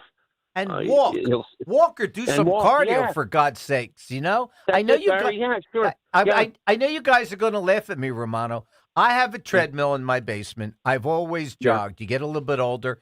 Go on a treadmill and walk for 30 minutes at like a 3.0 level or so. You're going to sweat at the end of the day. Your calves get stronger. Your legs get stronger. I mean, it's good for golf and other activities. There's value to that. Right or wrong, Steve and Pete? Oh, absolutely. 1,000%, Barry, and good for you. The key is moving our bodies. You know, we raised our son no TV in the house, and it's not. And you would never know it. We weren't tyrants by no means. I was a '90s dad, but we got him outside. Yes. And the first time he threw a baseball, his cousins are all very competitive baseball players. The ball went back, and they would laugh, and they loved him. He's a great kid. But it took years. And then next thing you know, we're in the batting cages. We're getting them training. And the kid had a very successful baseball run. Yep. So the key is mentorship, moving your body, and living on a dream. That's America. Yep. And to number two, people have lost the dream. They have. You see it in their face. I know. You see it in their face, right? And that annoys me. And then not taking responsibility for your own body, for your own and mind your own and your actions, own spirit. man. You got to. It's your life. You can't, not you personally. One can't blame other people for what's happening in your life. You make decisions all day long. Some decisions are better than others. Take responsibility, Steve Diorio. Yeah. Don't you agree? Hey, Barry, I'm glad you brought that up. Responsibility. Guess what? Everything you do when you're in your 20s, 30s, and 40s is going to affect you when you're 80 and 90, if you're blessed correct. enough to live that long. Now, Romano and I always talk. He's been counseling me on health and fitness. I've been going back and forth with him, too. Think about this, Romano. Our ancestors, they were lucky to have 2 meals a week. They would eat nuts and berries and chew on twigs. Yep. And if they caught a bird in the cave at the time, that was a feast. Everybody now, we're programmed 3 meals, snacks in between, beer, soda, and it's killing us. Our digestive system was not made to be working 24 hours a day. It has to rest. That's why we have to fast. People shouldn't be eating anything till 12 or 1, nothing after 6 p.m. because your body needs a chance to relax. Or just picture your car engine. You leave your car in your garage, you let the car run all night. Sooner or later, that's what's happening to our digestive system. Our organs are churning and churning while we're sleeping. We don't get proper rest because of that. Peter, weigh in before we have to say goodbye to Romano. Well, the only thing I'm going to weigh in is, it's very important. You mentioned the mentorship and you mentioned the parents, and there's not always parents around, but for the kids today, there's a very, very small window there for a kid to decide he's going to be involved in athletics. Like he's 8 years old, 9 years old, 10. You can't wait too long. No. Now, if the kid doesn't want to do it, that's fine. But sometimes kids need a little push. I know me, they dragged me from under the bed to sign up for baseball. And since that day, athletics has made me my whole life. So, the parent has to really, you don't want to push too hard, but you don't want to let the kid get away with saying, no, I don't want to do it. So you really have to read your kid and get in there. Yep. Romano Catullo. I'm sorry. No, I'm going to let you respond. I want you to give us your 30-second wrap-up for the night. Go ahead. The time is yours, my friend. Thank you. For young kids who don't like sports, there's always Boy Scouts. There's physical activity there. That's right. Ready? I'm going to throw this out there. It might be controversial. Fruits, vegetables, seeds, nuts, and some grains, as much as possible. People ask me, well, give me one thing. Skip breakfast and go walking on an empty. Buy a juice machine and use it. Yep. And shop on the outside of your shop on the outside of the supermarket when you come in, and move your body. even if it hurts. Move it, and you can make gains in 80 years old. Yep. And you know what? If you can get to church of your choice once a week, that's a big deal. Yes, it is. Listen, God I want to bless. thank you for staying up tonight. Honestly, You bet, Barry. you bet. You are an interesting fella. I'd love to converse with you more. We will get to that at a later date. Thanks again, my friend. Thanks, We are up Romano. Yep, there God you go. bless. Pete, you want to say goodnight to Mr. Good Romano? night, Mr. Romano. There you Keep go. up the good work. You and Steve are giving the Italians a great name in South Jersey. And, based on your efforts, I don't know how Jack lost, being an Italian as well. But we'll keep working on that, Steve. You have to Okay, listen guys. to Thanks, the Rome. Late Night Show. Barry All Sable. right, have a great night. You See too, you. my Take friend care. Peter Memas, Steve DiOrio. We'll see you on the other side of the break. Jim Cipriotti at Retire Ready Financial Group doesn't need Google to know you're worried about retirement. Between inflation, rising taxes, and the uncertainty about Social Security, he understands. That's why he offers a complimentary retirement second opinion. It's a no-obligation meeting for you to talk about your concerns about retirement. You want to know if you're going to be okay? Let's find out. 610-894-7415 or go online, retirereadyfg.com. Insurance and annuities offered through James V. Cipriotti, NPN number 2083768. Download to see if you qualify. Not all customers will qualify. Transfer fees may apply. No Albert subscription required. Albert is not a bank. Albert Instant Loans are issued by FinWise Bank, member FDIC. Not an actual client. Terms apply. Kylie, what's wrong? I just got hit with a car repair bill. I'm behind on rent, and I feel like I can never save any money. Have you tried the Albert app? Albert is your financial assistant, helping you find ways to save and create custom budgets to actually grow your money. Plus, you can get up to $10,000 for big expenses or advance up to $1,000 fast when you need cash right away. Albert can get me up to $10,000? Exactly. Albert spots you in a pinch and helps you grow your money in the long run. I'm downloading Albert right now. Download the Albert app and use promo code MOVE to borrow up to $10,000 for whatever you need. The Albert app helps you budget better and save more money so you reach your financial goals faster. Download the Albert app right now and use promo code MOVE to borrow up to $10,000. Use code MOVE to borrow up to $10,000. America's All-Star Chiefs. Big birthday bash is on, and Barbera's on the boulevard. Yo soy Christopher Sánchez. Claro que sí. Huh? Boyanga. Gotcha. Barbera. America's turning a nifty, thrifty 250, and Gary Barbera's celebrating. The big tents, they're up, but prices are down. Cheap. Way down. Just $250 down. Turkey, Grand Cherokee, thousands off. Get your butt to Barbera. And with just $250 down, you're driving around Philly town. Right, Christopher Sanchez? Yo soy Christopher Sánchez y síganme a Gary Barbera en el Boulevard. With Sanchez selection and extra Sanchez savings. For America's big birthday bash at Barbera. Cherokees, Grand Cherokees, just $250 down. Is Barbera the best? Tell them, All-Star. Boyangas. Happy birthday, USA! Barbera! Chiefs, Chiefs! Thousands off and just an American All-Star, $250 down! Just $250 down! Right, Christopher Sanchez? Boyangas. Tell him Christopher Sanchez! Go fight! I'm Gary Barbera with one more thing to say. Happy Memorial Day. Pump up your energy savings with the new Bradford White Aerotherm G2, the only hybrid electric heat pump water heater manufactured in America using the finest components from around the world. It's a Bradford White, so it's built to be the best for years of reliable performance, top efficiency, and energy savings. Plus, rebates and tax credits could save you thousands more. How you heat your water matters. So ask your plumbing pro about the Aerotherm heat pump water heater and visit BradfordWhite.com to learn more. You know what I love? American-made products, baby. That's right. It's Rich Zioli. American-made products, and that's what you get from Emmons Roofing and Siding. Owens Corning shingles are made in New Jersey. Certainteed siding made right outside of Philly. Provia windows and doors handcrafted in Ohio. And because Emmons is platinum with Owens Corning, your roof comes with a lifetime workmanship warranty. That's accountability on American-made quality from an American company right in our backyard. EmmonsRoofing.com. EmmonsRoofing.com. I'm John Morgan of Morgan & Morgan. I've been asked many times how Morgan & Morgan became the largest injury firm in the world. I think I know. When someone comes to us for an on-the-job injury, we have a huge workers' compensation practice. But many times we find a defective product that was responsible for that injury. Luckily for them, we have a product liability section headed by my son Mike. In addition to the comp case, there is a product case too. Other times, the injured worker is fired or harassed for bringing that claim. We have them covered. Our employment lawyers handle retaliation claims as well as wage theft and discrimination cases, and in some cases need to file for Social Security benefits. No problem. We became big for a reason.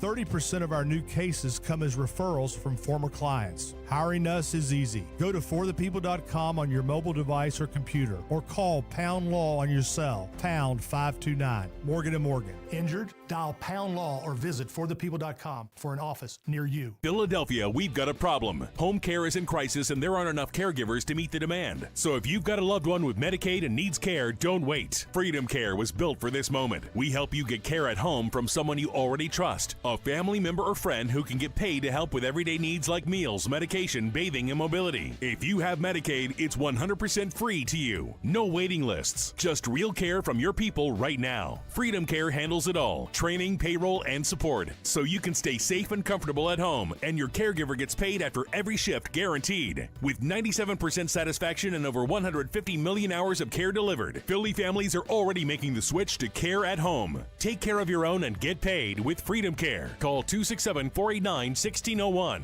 That's 267-489-1601. Call now. 267-489-1601. 267-489-1601.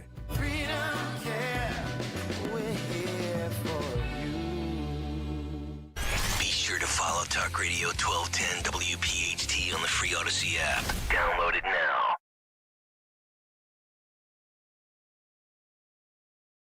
What's this song? Anybody know what this is? Not yet. I guess that sounds like It's a the little. Allman Brothers. The Allman Brothers? Absolutely. There you go. Listen, we are back. I mean, I don't know if that's who was doing it, but that's who originally Maybe the did Allman it. Sisters. That was the Allman Sisters. They might be giants. Yeah, they might. Listen, you're listening That was to a the late night show. Attaboy, Sean. There Get you in go. there, buddy. Barry Sable with Steve DiOrio and Peter Mimo. Sean on the other side of the glass. Listen, guys, let's take a quick review. I mean, we didn't get a chance this week in the 2 days that we had. We didn't mention the Latin Casino. We didn't mention Jerry Blavitt at Memories. We didn't mention a lot of things, Steve. We've got 20 minutes. Let's take 10 minutes and wrap up what the basis of this show for the last 2 days was: memories of Delaware Valley, down the shore, and obviously Philly. Go ahead, Steve. Well, before we do Latin Casino, you mentioned Memories. Yes. Jerry Blavitt. The best. He bought a nightclub in Margate. Yep. And made it into something amazing. And then it shut down for a while. Now it's back open again. As a matter of fact, I'm going to be going there. But think about this. The Latin was first started in Philadelphia. Yep. It was actually, let me see, it was on Walnut Street, 1944. And then it was 1309 Walnut Street. 1960, they jumped over the Delaware River. It became the Latin Casino. It was a Vegas style, and then, but if you think about it, it was tables, booths. It seated 1,500 people at the time. That was a large venue. Steve, hold on 1 second. Hold that thought. I got to tell you something about the Latin Casino. Uh-oh. I got to tell you. What's it rated? First date. I hate to admit it, but the girl that I ended up marrying, the first date, I took her with my friends, the Kesselmans and Steve Fishman, went to the Latin Casino to see the Temptations. You know how long ago that is? Great show. That was a great 70s. show. Exactly. Yep. Exactly. Go ahead, Steve. Well, it was built in 1960 in Cherry Hill on Route 70 for $3 million. You can't even get a parking garage for $3 million nowadays. Think about this. Dean Martin, Sammy, Frank, the whole bit, everybody. Biggest stars Lewis, in the country. Everybody came there. Yep. And, you got Louis Armstrong, Tony Bennett, Frankie Valli. And check this out. Frankie Avalon's family invested in the King of Pizza, which was across the street. Now, after the shows went on. They were customers of mine. Frank and his sons. They were customers of mine. Yeah, that's great. But How what about happened Palumbo's, is Pete? that pizza shop Steve? is still there? Yeah, of Yes, course it's still there. Yes, it's still there. Yes, and busy. But guess what? The Latin Casino's not there. It was knocked down because they had problems. Once casino gambling came in, they lost all their patrons went to the coast, to Atlantic City. But with that being said, there was also some issues. There was some topless dancing going on, some other issues that really. What's wrong with that? Well, I voted for it, but what happened was it kind of rubbed the Cherry Hill Township a little rough. So then at the same time, the casinos came in, so they went out of business. Are you mixing up the Admiral Wilson Boulevard? No, that's different. Come on. That we was don't where go the around girls there. were. They cleaned that place up during that 2000 Republican convention. Yes. But let me just say something. A very good friend of mine, Jack Curtis, who was my coordinator for the Senior Citizen Holiday Meal Program when I first started, his real name was Jacob Kurtz.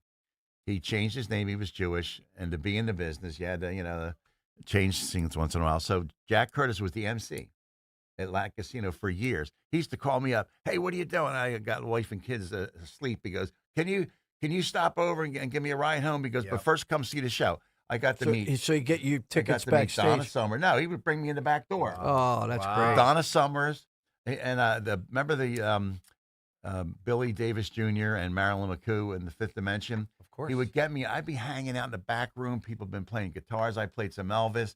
I got to meet Donna Summers. I got to meet the Fifth Dimension. So many people over the years. Kenny Rogers. But Jack was amazing, and he died in his 80s. But what a great guy! And this guy would sing. He'd tell jokes. He was the front man before the acts came on.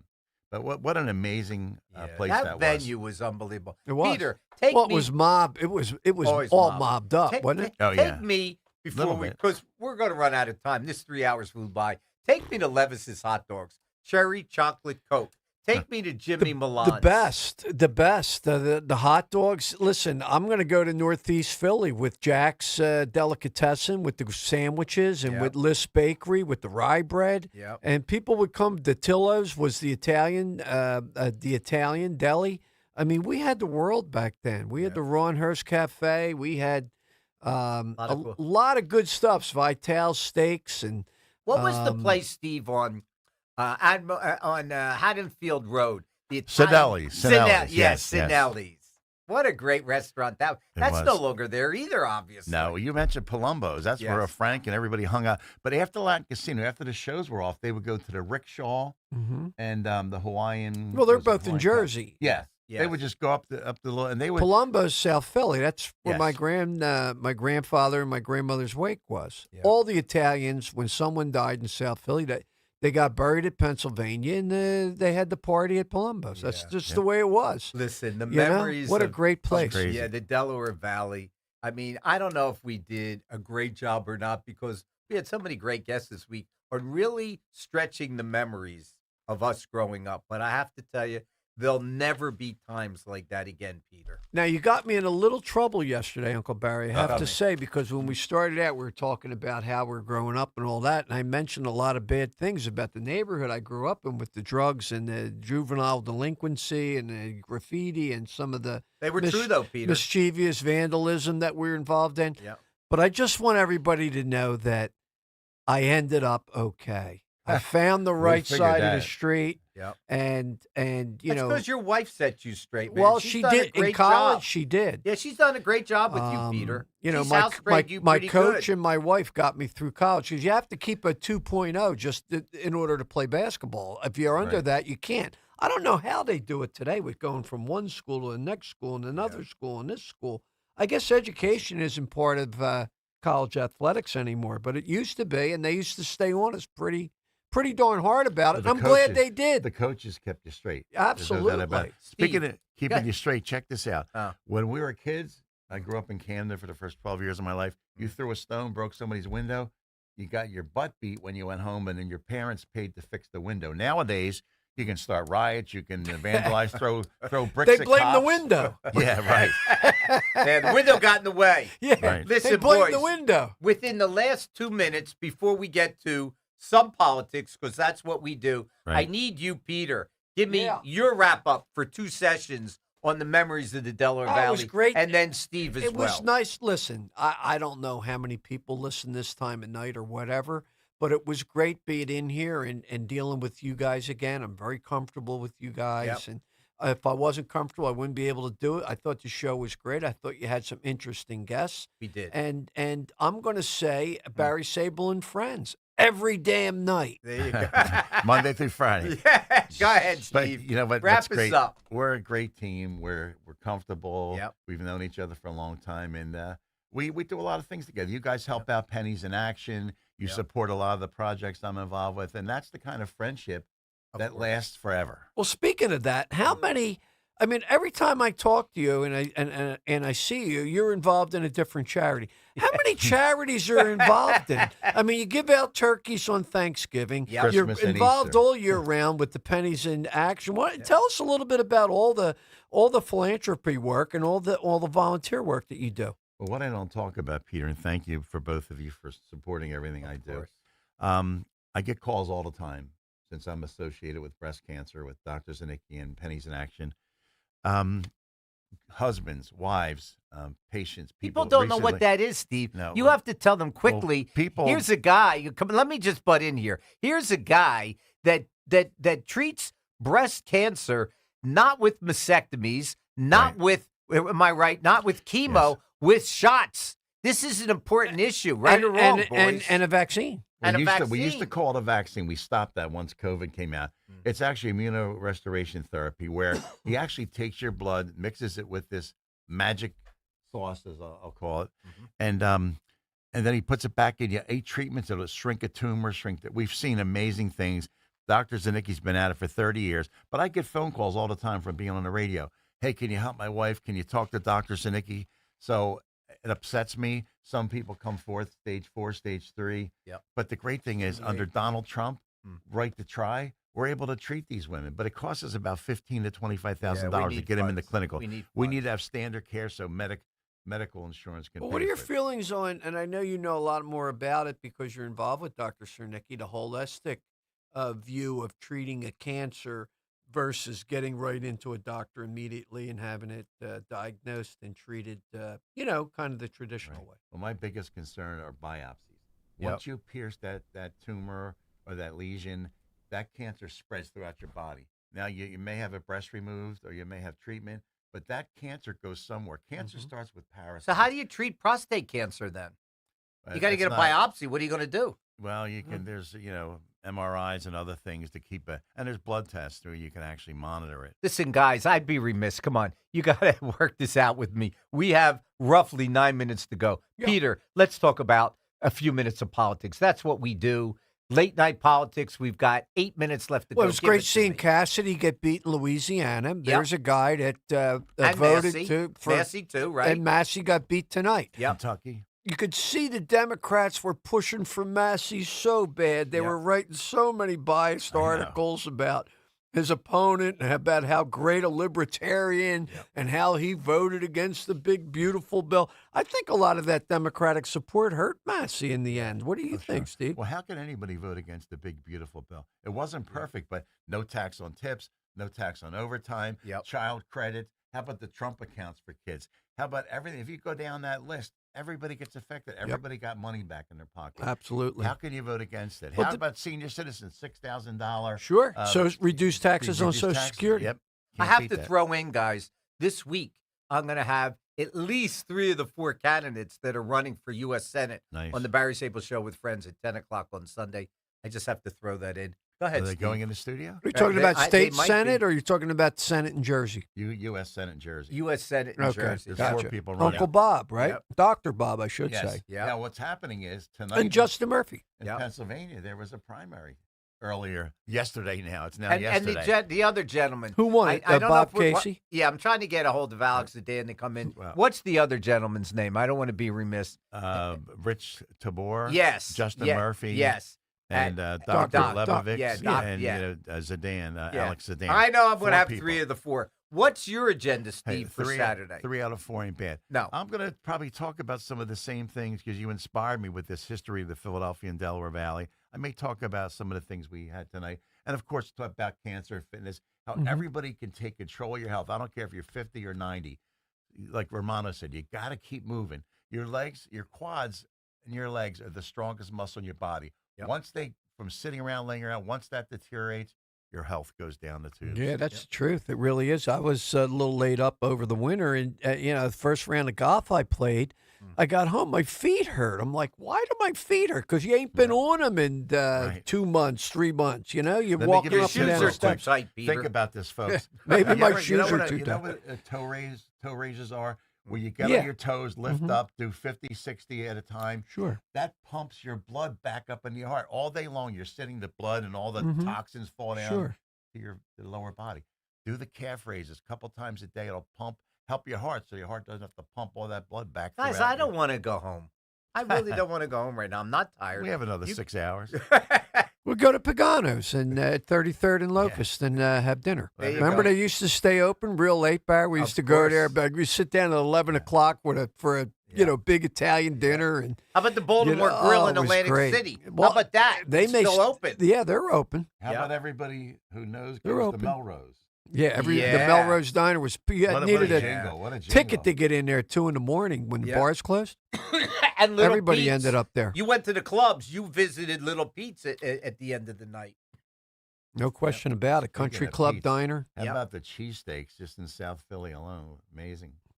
Have you been to Skinny Joey's yet? No, not yet. I got to get over there. It up. It's like I was there. You should get over cheesesteak. there. How are the steaks there? Well, I hear good. you're going to test it out, and you're going to let me know what you think. All right, I'm going to tell you right now that I think the best cheesesteak in Philadelphia is Steve's Steaks in Tyson and in Bustleton and St. Vincent. There you go. You, Steve, do you have any thoughts on that? Best cheesesteak in the area. You and I are trying to stay away from that. We're trying to fit out. Is always the then isn't there Nick? Angelo's is big too. Yes, on Nick's South roast Street? beef Yeah, is fantastic. was really good stuff. Yeah. Yep. And I went to college by Del Sandro, so I'm a pretty good connoisseur of steak sandwiches. Up there I'm in sure, Roxborough, right? Yeah, I'm sure I'll die young from all the steak sandwiches I ate, but it tastes good going down. It's really it's a Philly art, the cheesesteak, right? Yep. And now you go to like San Antonio and you're in the airport bar. Yeah. And you're looking at the menu. It says cheesesteak. Philly cheese. Yeah. Oh, I'm Every sure diner, that's good. Every diner in there. I'm sure that's the best cheesesteak you can get, right? Yeah, that's for sure. Listen, guys, you have to tell me, is America in trouble? I mean, we've got roughly 4 minutes. Is America in trouble?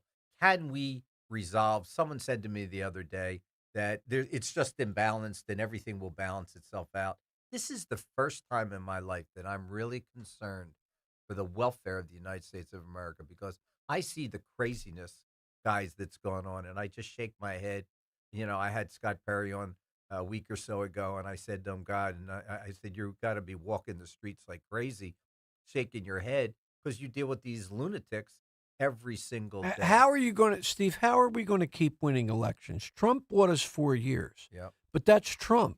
And every election that we've seen that he's not on the ballot, Yep. we struggle. Yep. You know So why? how are we going to keep that going? Because Republicans are being outspent 20-1, sometimes 100-1. That's how they win the midterm. How about marketing, Steve? I don't think they're messaging a great Republicans message, stink at Peter. What's the hook of the Republican Party? I keep yelling, what's the hook, Peter? Now They you don't look have at a it- platform. No, there you well, go. There you go. There's now you Sean. look at a guy like Trump. Now that was an old-time campaign. Yep. He was at McDonald's serving Right. French fries. Yeah. He was driving a trash truck. Yeah. He did 2 rallies That's a what day. I'm talking about, He Peter. did 2 Something. rallies a day. Yeah, He he had worked. the hook. Yeah. No tax on tips. Yep. No tax. And he saw it through. That's an old-time campaign. I don't know how you win elections if you don't put that kind of an effort in if you're a Republican. Steve, you base a lot of your time on senior citizens. How about senior citizens that are still working, 68, 69, 70, no income tax? How about if we transform that bill into something? Hey, the people that, have abided by laws and have been pretty good citizens, why can't we benefit them? Because all this money is going to fraud and abuse and everything else. Well, you mentioned messaging. Yep. If Donald Trump, if it got out what actually the benefits of the big, beautiful bill, it benefits everyone. But here's senior citizens. Think about this. 20 million people came in over 4 years. They're getting all the resources. New Jersey alone, illegals, 10% of the population, almost 1 million people out of the over 9 million. And they're at $7.3 billion in the budget to give them health care, education, housing. Peter, we're $36 trillion in debt. You're a lot more than that in debt. It's 39. Well, not just that, because don't forget that number doesn't include any of your unfunded liabilities, right, like all all the the entitlements. guys that are 25 to 55 that true. you know you're going to have to pay Social Security to, Yep. Medicare, Medicaid, federal pensions. Yep. If you add all that up, you're $250 trillion in debt. And I got news for you: that money's never getting paid back. Of course not. Steve, That 30 money's seconds never to wrap getting up paid for, back. for tonight. 30 seconds for you, Well, and then we got to say goodbye. Barry, guys. it's always a pleasure coming in here Thank with you. our team. Thank we have you. Our team is pretty expanded over the years. We have a lot Yep, of we're people in solid. media. Yep. We love our guests. We love our listeners. 1210's the best, and Yep. Cruising 92.1 has been very good to you, Steve. Yes. You've been there a long time. Well, Sally Starr was there, Billy Carlucci, Danny, and the juniors. They were all on that station. Jerry Blavitt. Well, my 30 seconds is very simple. Go ahead. Donald Trump needs to get this war wrapped up. He's promised us a couple of things, and 6 weeks. It's been 12 weeks. We need to get it wrapped up, and we need to get gas prices back down so the economy can really get on fire. If you think the markets are doing great now, wait till gas is back to $2 a gallon. But Guys, we got to wrap up. If Peter. we don't, we're in trouble in the primaries. I have faith. Listen, we have 6 seconds to say thank you to all our guests. I want to thank thank Sean. Steve DiOrio. Thanks, Sean. Thanks, Peter Mimo. You guys have been wonderful. Thank you guys for staying up and listening to the Late Night Show with Barry Sable. God bless See America. you on Sunday at 10 o'clock. You bet, Steve For DiOrio. more expert appliance shopping advice, here's National Appliance Warehouse's own appliance guru. Hi, our strong reputation for offering the lowest possible prices brings so many new customers to National Appliance Warehouse. They shop confidently knowing that Price Assure is always working to confirm the National Appliance Warehouse price is the best